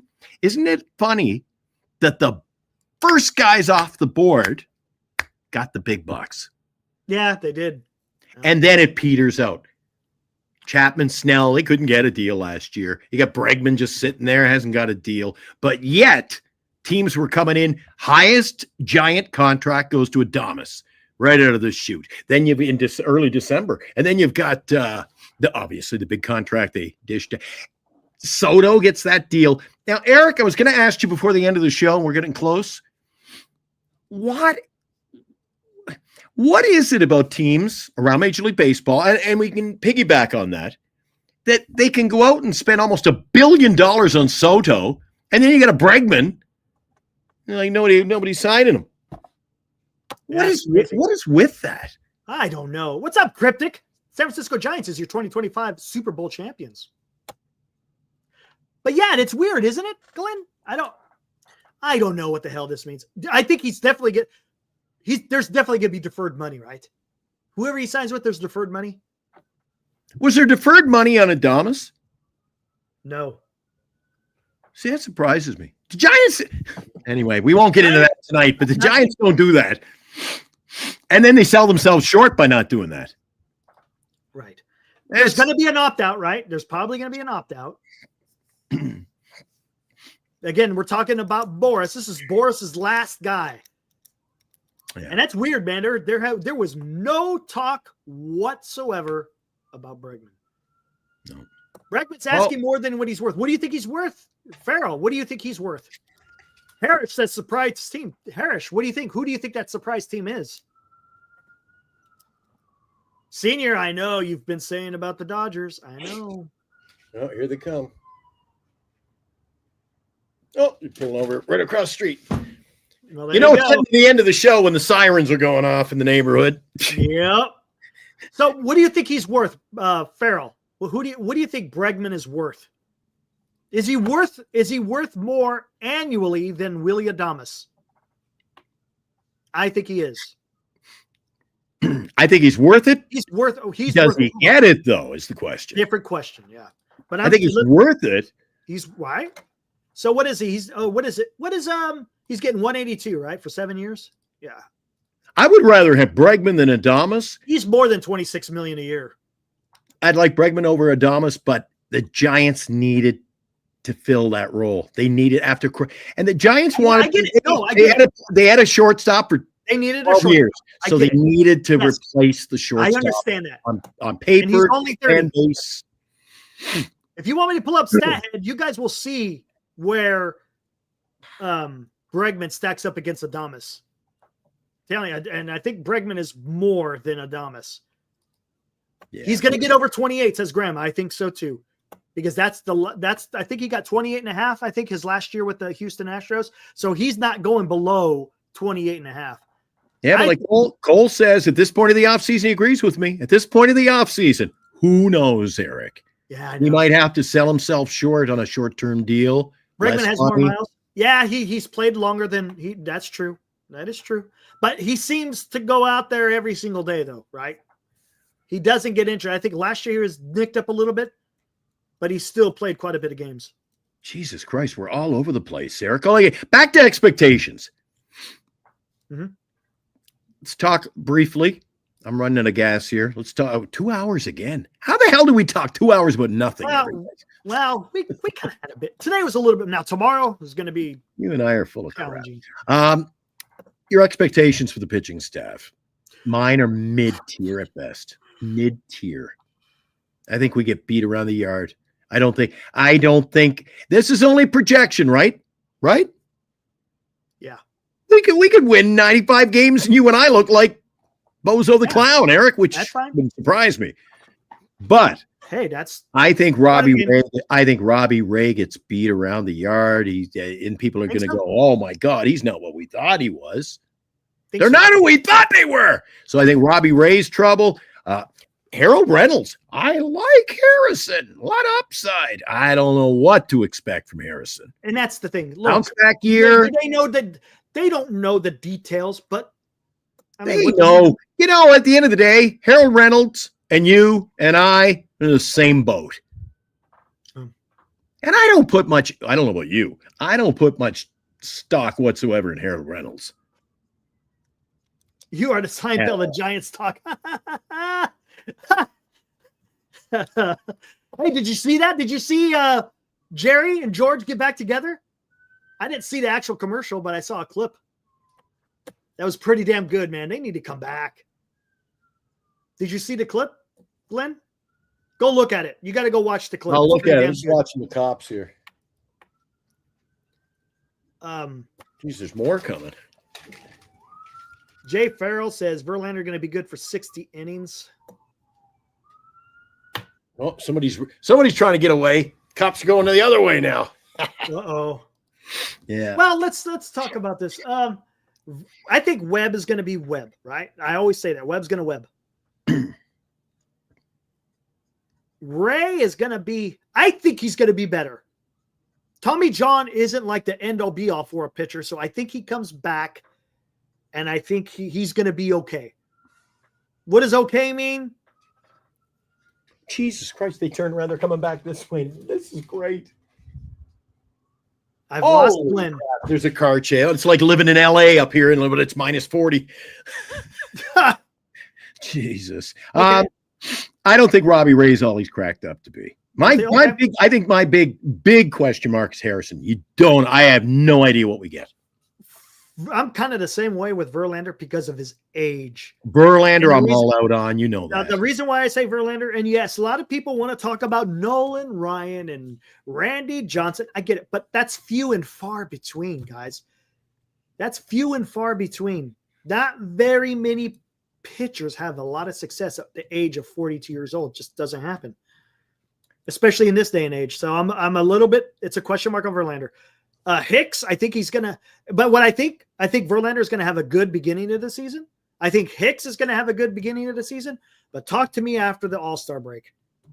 And okay, are you going to give them room? Are you going to give them benefit of the doubt? Okay, if we're in the we're on the final. We're in Game 3 of the Cincinnati series, and we're doing this show. And I go, what happened earlier today, Eric? Holy crap, he gave up 7 runs in 2 innings. That didn't go to. Will you be like, That's okay. Or are you going to be right out of the gate? No, I won't be right out of the gate doing that. The reason why, and I'll tell you why. Cincinnati is very unforgiving. It just is. All right. What if he does it in the second game? Then I'll be like, I don't like again. You Okay, we'll talk about this. Out of the gate a minute ago, 3 minutes ago, and said he's going to come out strong. Well, you guys all got to take in consideration where they're playing to. You have to. Because when you're playing in Cincinnati, that ballpark is small as hell. And it doesn't take much for that ball to go over that right field fence. It doesn't. So that's why I'm saying you got to kind of temper. Now, if he has like 3 starts in a row where it's going to be cooler, so it might be different. But if he has 3 starts in a row and it's looking pretty bad, I'll be concerned. Yeah. I'd be concerned because you got to look, and I understand it's the beginning of the season, but you can't. The Giants can't afford to throw away games if they're looking to try to do a damn a wild card. Every game is going to be important. Oh, it really is. Anything that's close. You got to win those one run games. That's something that Bob Melvin seems to have issues with. But now that you've reviewed it, pretty much you're on base with me. So we take a look at the pitching. Is there anything there that gets you fired up? Like, I think Cincinnati, man for man, is a better pitching staff, Eric. Starting pitching staff. Hold on. Who is their stam? I have it minimized here. I'll bring it up.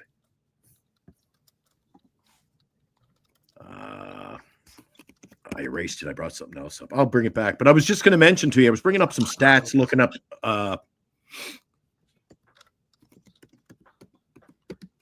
was looking up a list of some pitchers that I remembered over the last 10 probably years. So you got Hunter Green. Oh, I forgot about that. They picked up Brady Singer. Yeah. Holy shit, dude. Everybody else made moves. Don't forget, we're not just, the Giants are going to be better than last year. So's everybody. But I was going to say, Eric, thing I said about Robbie Ray.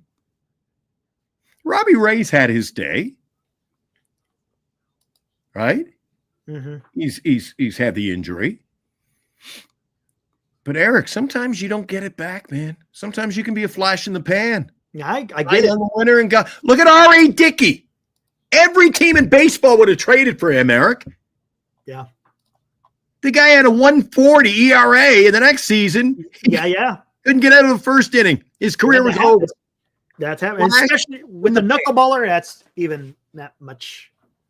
See, now even that would get me excited. If we tuned on the show tomorrow night and you said the Giants signed a knuckleball pitcher, at least I'd be like, well, there's something to be intrigued about. Well, the Padres have a knuckleball hitter, and the guy kind of sucked. He had his moments. But all right, here we go. Yeah, hey, they made the postseason. Yes, I agree with you, Graham. I said this.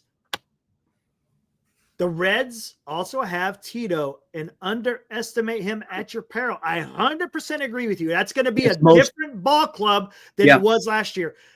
Gets the most out of his players. Brian Price is not a Tito Francona.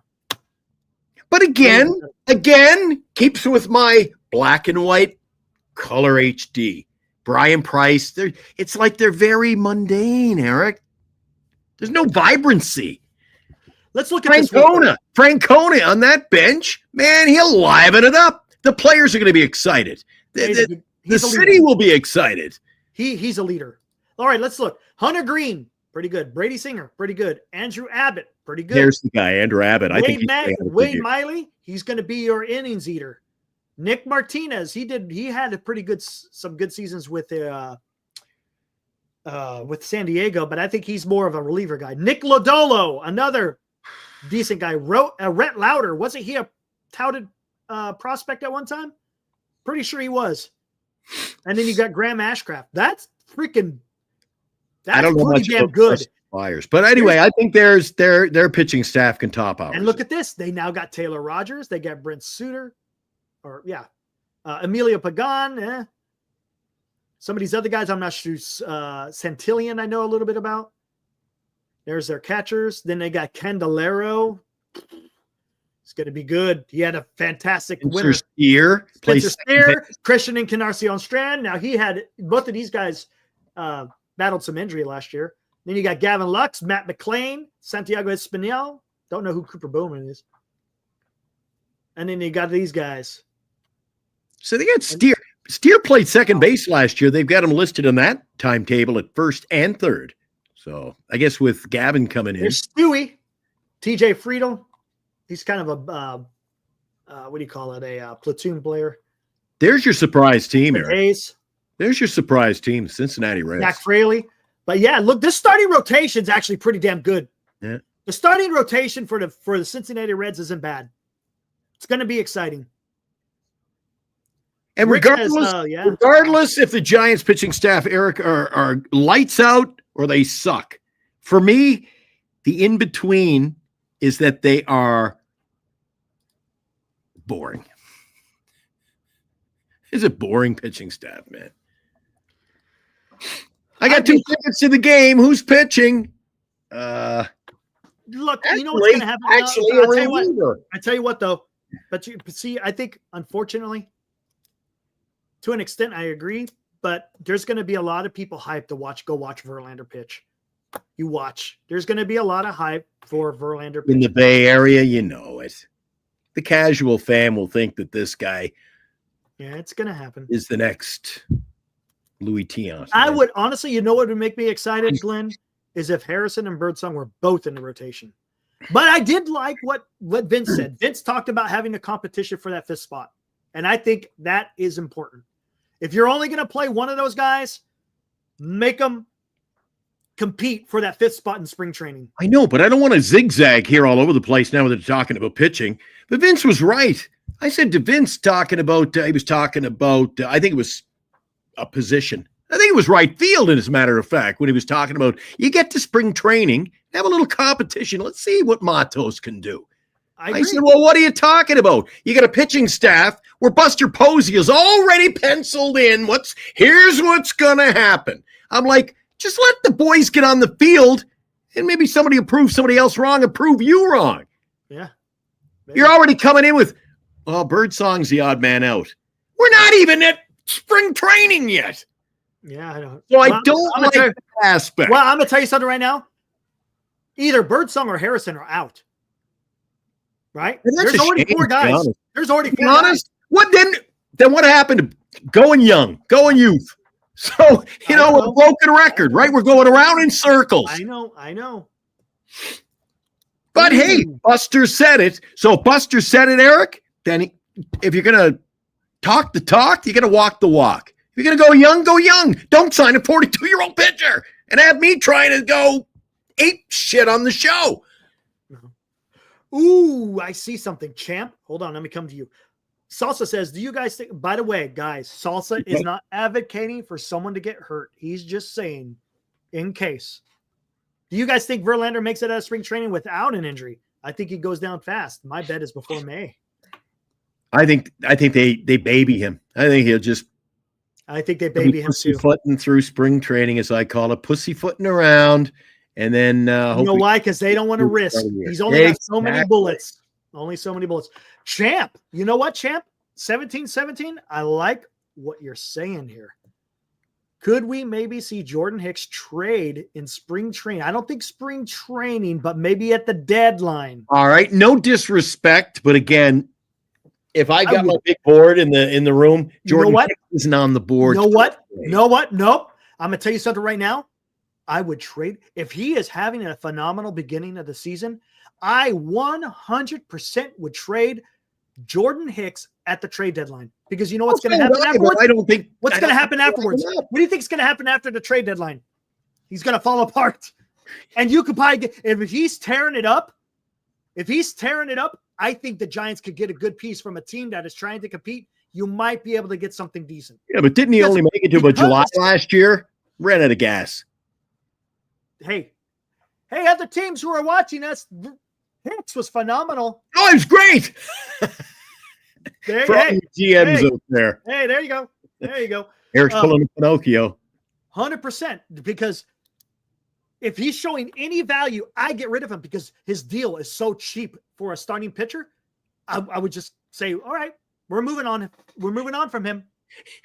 You know what, Eric? Because then you free up more money. This is But actually. again, I like that, champ. Not in spring training, but at the trade deadline. Not at spring training. Trade deadline. Senior makes a valid point, and you guys will laugh, but when you get to be, I'm a few years older than Verlander, right? Verlander pitching in the damp, cold nights at Oracle, that can't be good for a 42-year-old pitcher. We're not talking about throwing the ball around in Miami or, Arizona, Eric. Yeah. It's damp at Oracle Park. It is. I get it. And it's not healthy on the bones, on the old bones. Mike-O, Posey doesn't want to trade anyone, but here's the problem. I don't think he has that. He doesn't have that personal relationship with Hicks like he has with some of the other guys that he's actually caught. It's a little bit different, maybe not. We'll see. At the trade deadline is going to be key, right? Glenn, trade deadline is going to be key for this club this year because they cannot miss on trading players if they're out of the damn race. They got to trade them. And Tom, I hear what you're saying with the bullpen. I get it. That does make sense. But if you could get a player for Hicks, I would trade him in a heartbeat. If we're having this conversation on August 4th or 5th at the trade deadline and they don't. If we're not out of it, well, then you hold on to them, right? It's situational. See, right? Look, Harris comes in and says Robbie Ray should be the odd man out. So again, there's unpredictability among the chat because nothing on this roster, including pitching, is set in stone. Well, I tell you what, I would not hesitate in trading Robert. If he's having a fantastic year and the Giants aren't exactly pulling it together, trade everything because you got to get better because obviously it's not working. Senior, I've been preaching that Posey's first test will be the trade deadline this year. Okay. That's fair. Senior, that's fair, but I think he's failed the first test. I don't think he's this offseason was a little bit weird. But I'm not gonna I think ownership had a lot to do with this too. I think they put some unrealistic barriers in front of them. They should have traded for a player and they should have gone out and got one more free agent. Well, if you want to take it back to last trade deadline, no, we're sitting here, Eric. We're sitting here with nothing in the cupboard, and you gave. I don't get it, Eric. I don't either, man. I don't either. If I walk up to you and say, "Here's $1," here's $1, Eric. You give me some change, and I'll see if I get my money's worth. You got nothing out of Snell. He walked. Why Eric? It's not rocket appliances. Snell's going to walk. Got to trade him. But no, of course not. And then what's the guy do? And I think it's a scam. You should be, I think I've lost all respect for him. But how do you go to your final start and go, sorry, boys, don't want to get hurt. Surgeon's hands. Don't want to get hurt. Gonna skip my. You're paid, Eric. When you're paid millions, and they say it's your turn to. I can't. I don't want to pitch today. Piss me off. JB, you're making me itch. Remember that? Remember that bullshit ass freaking comment from Farhan at the trade deadline last year? Best rotation in baseball. You broke that during our show, and I thought, what a great way to start this new show. Best rotation in baseball. There was a lot of stuff came out that day. Remember, Zaidi couldn't even make the deals. He goes, well, we brought in Chapman because I gave the keys to the car to my manager. No. That's when they got not Chapman. That's when they got Mark Canha. Or Canha, rather. I said Chapman. Sorry. It was Mark Canha. Yeah, I gave him the keys to the car. He wanted Canha. Well, you can't have the manager saying, I want all my... Again, you can't have anybody in your organization playing buddy. I just want my buddies in here. And that might have been just... We just signed it. That could have been tongue-in-cheek from Farhan. That's a Farhan move. Let's be realistic. I don't think Melvin had anything to do with it. That was. I don't know if that's true. We got Chapman, you had Canha, and now you just signed that guy who has what was he bagging groceries last year? The A's pitcher pitched for Melvin. Yeah, maybe smelling something. Yeah, but we still got Zach. Hey, you still got Zach Manasian, and that's running the GM, was hired by Farhan, so Farhan saw something in him as well. But here, let's talk about this. Zach Manation, You talked quiet. Hold on. The most quiet general manager. Last year, you were talking about Snell. I go back all the way to 2022. In 2022, the Giant, me and Dan both said, freaking Carlos Rodon is going to walk. He's not going to sign an extension. Don't fall for the bullshit where he says he loves the city and everything's hunky-dory. No, he's going to freaking walk. His freaking agent was Scott Boras. He's 100% going to walk. You got to trade him. And what did they do? They held on to him, and all you did is get a compensation pick. In 2023, Alex Cobb was arguably having the best season of his life, right? You needed to trade him. The Giants weren't going to go anywhere. They just weren't. Even though they had the first wild card, you could see that things weren't exactly lining up. And then last year, as you identified, you had Blake Snell just sitting out there ready to be traded. You know he was going to walk. Lo and behold, a lot of players there. A lot of players could have come in. If you got 2 for every one of those deals, and you left them out there on the table, missed opportunity. I don't see that happening. I don't see no trade happening. I think the Giants, once spring training starts, I think that's who they're stuck with, man. You tell me why would you trade during spring training at that point? Why couldn't you have gotten it done now? Dude, I just have no faith. Look, in the beginning, in October, I was saying the Giants are going to go big. They have the ability to do it. They got the money. Go out there and get it done. And I thought they were on the right track when they got Willie Adames. Even though I didn't want to care for him, I wanted to get some other players. But whatever, you still went out there and you spent a lot of money for the guy. So I was like, okay, well, maybe they're just not going to stop. Remember, I said that. No way they stop at Willie Adames. And now you haven't done anything else since then?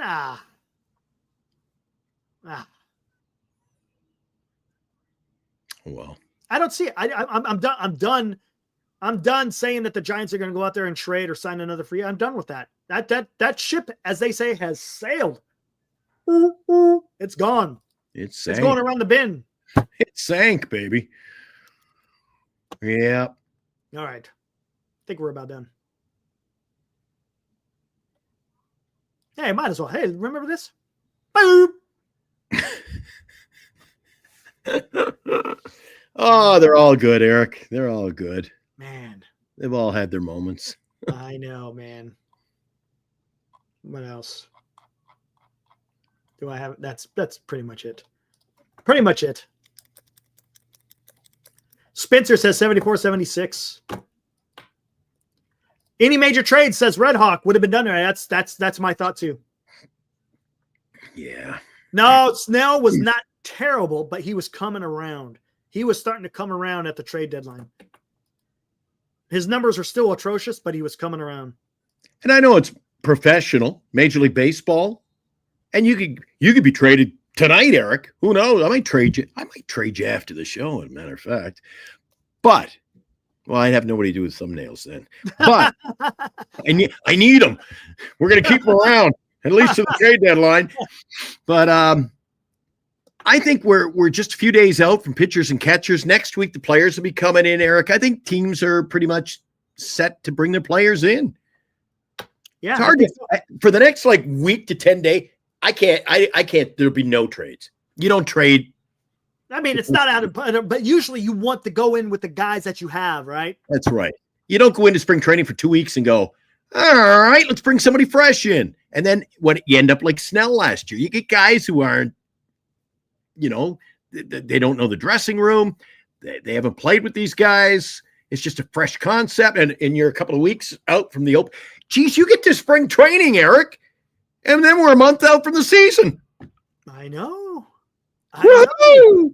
You're right there. I mean, we're on the precipice of the beginning of baseball. Ooh, you beat me tonight. The precipice. I'm going to have to bring my thesaurus to the Giant Sports Talk Live. By the way, I'm going over. I should have been over there by now. I'm going over. See up on the screen right there? I'm going to Oldies 96. 96.1 FM. It's also up there on the internet, too. We broadcast there as well. Oldies96.com. And all I have to do, Eric, is swing around. I get the table here. And see, I do see the studio. Yeah. Hey, look at that. That's the music. Got the Stray Cats on. Now doing the Stray Cat strut. And I see the reflection of your keyboard blinking away back there. Yeah, and tonight was a very special edition of Giant Sports Talk Live. Not only did we get Wilmer Jr. in. Yeah, I know. I had to get him out of here. But look at that. For your viewing pleasure.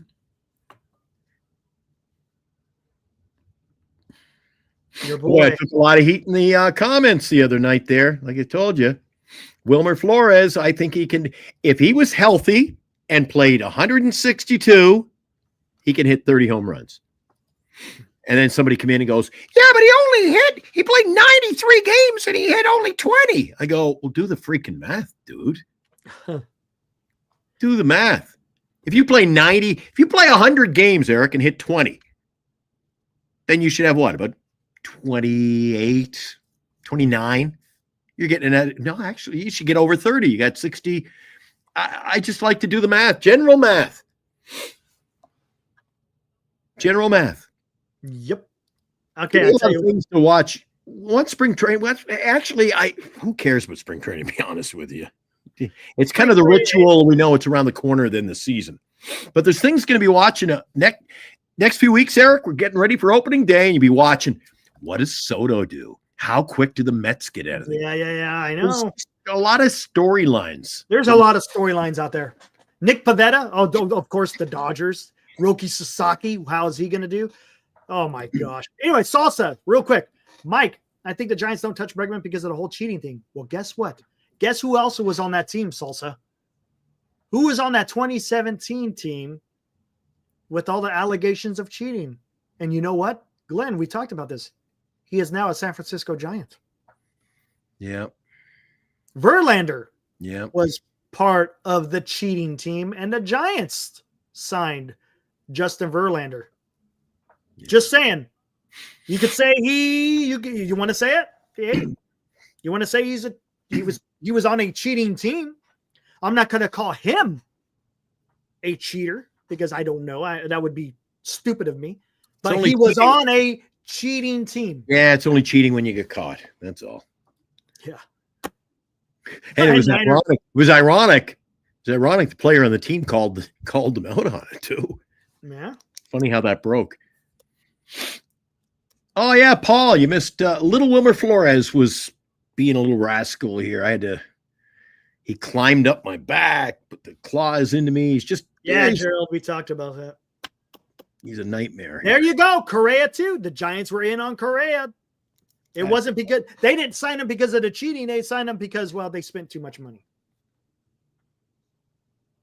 Yeah, see, there's another storyline. Let's watch Correa this year and Adames this year.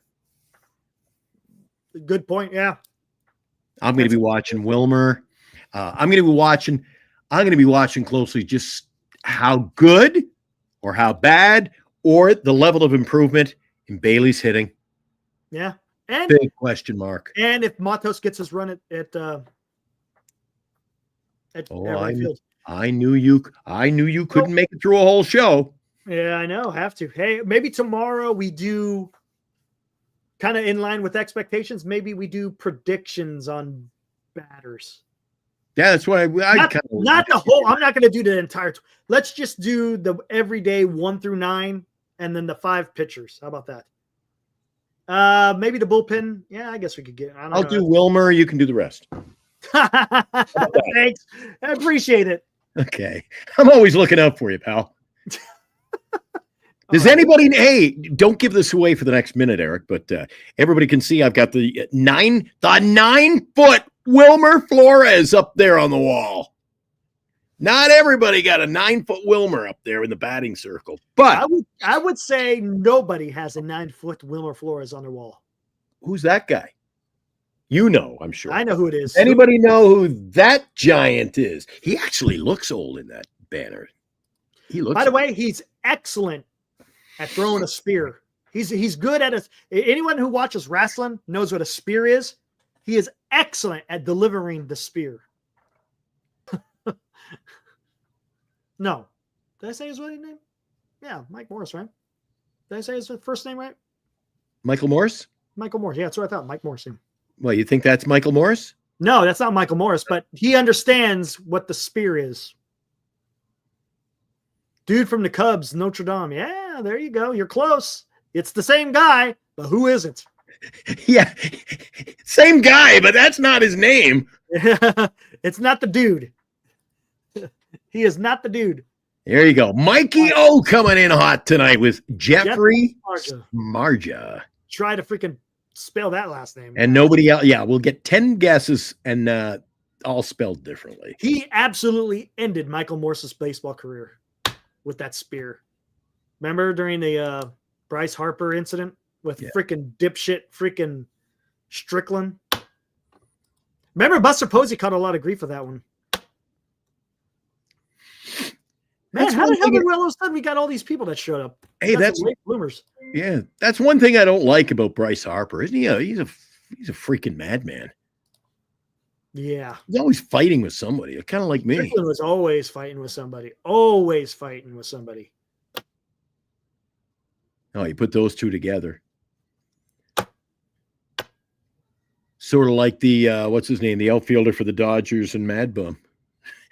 Puig. You couldn't put him on the diamond at the same time. Oh, those guys had some heat, didn't they? Woo-wee. Can you imagine if they ever had to play in the same. Oh, dude. You know what the nickname that Vin Scully gave Puig, right?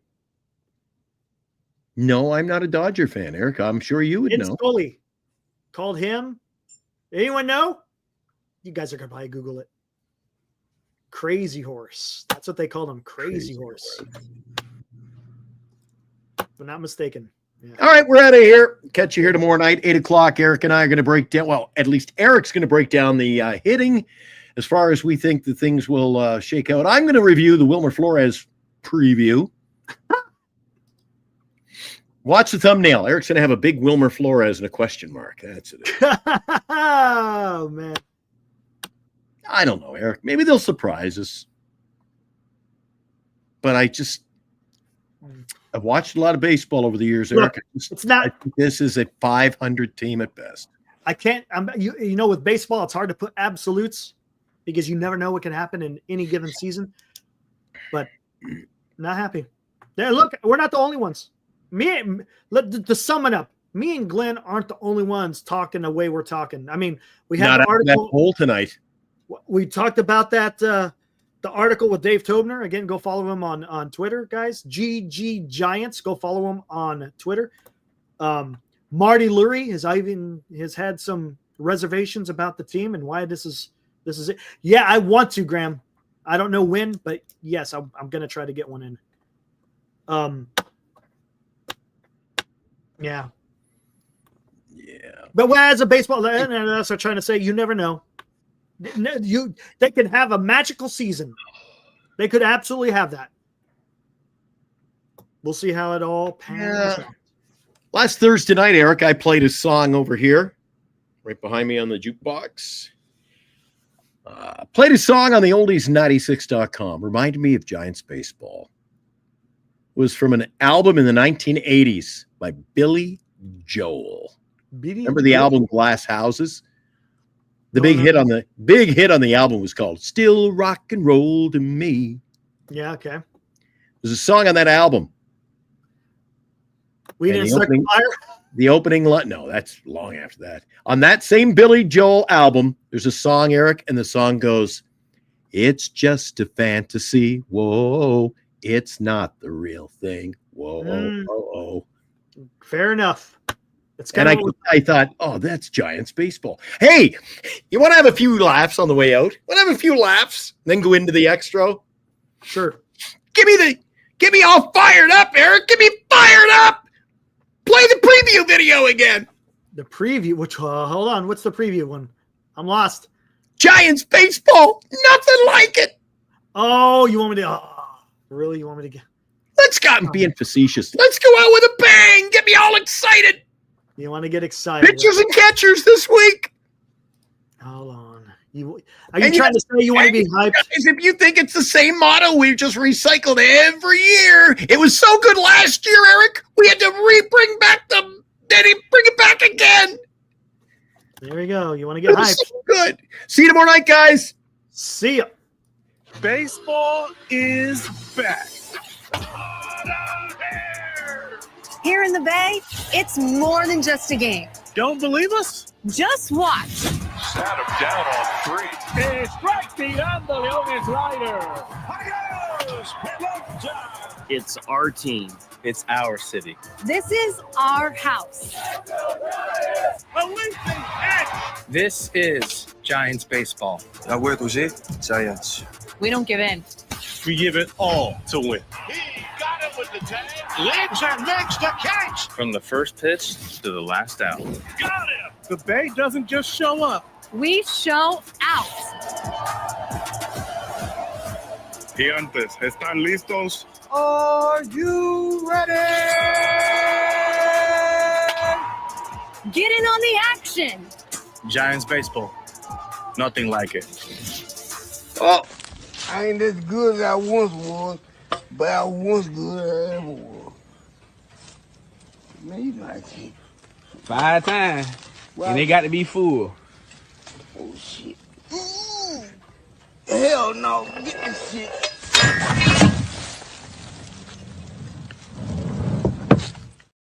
Smile in the video at the very end with Adamas. Did you notice none of the players? They were like, Giants baseball. Yeah, that's what I'm Nothing saying. like it. You're And I was asleep. like, oh my God, Eric was right. Yes.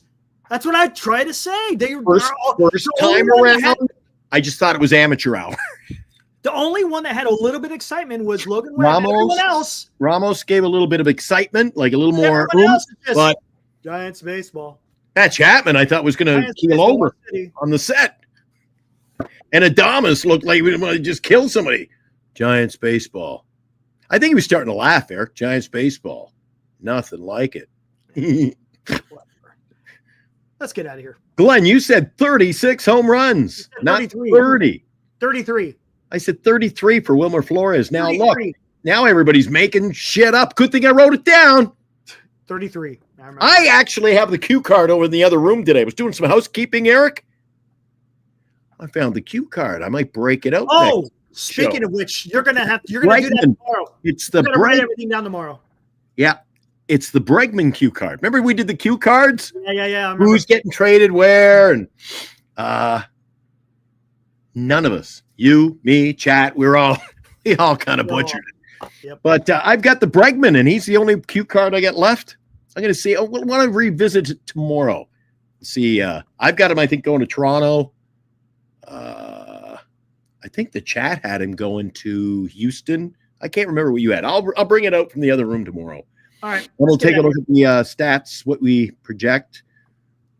I'm out of here. You know, Eric? Mhm. Can I leave you with this thought? As much as I'm kind of still in the doldrums, I feel the blood starting to flow a little bit now. Yeah, that I'm excited the about fight's baseball. coming to the- 100%. I'm ready for baseball. It's coming. I love. Matter of fact, gonna go watch some more JUCO baseball. February 22nd. I'm going to Elk Grove.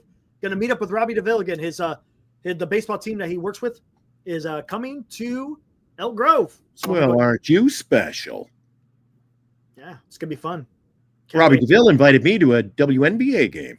There you go, man. Right on. Yeah, I said, don't waste the ticket on me. But he's always, you know what? Of all the guys, not to sell anybody in this chat short, Robbie DeVille, he texts me. He goes out of his way to. Yeah, he's do awesome, man. For me. Good guy.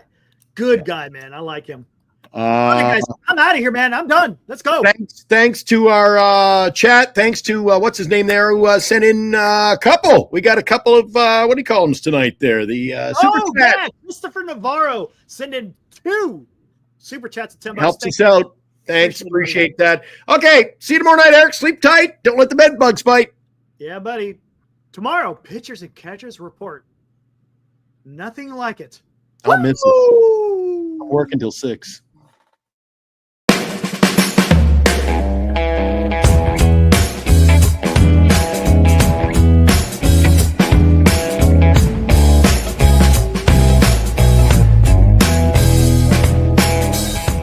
You've been watching Giant Sports Talk Live with Eric and Glenn, a Northern Lights Entertainment Broadcasting production.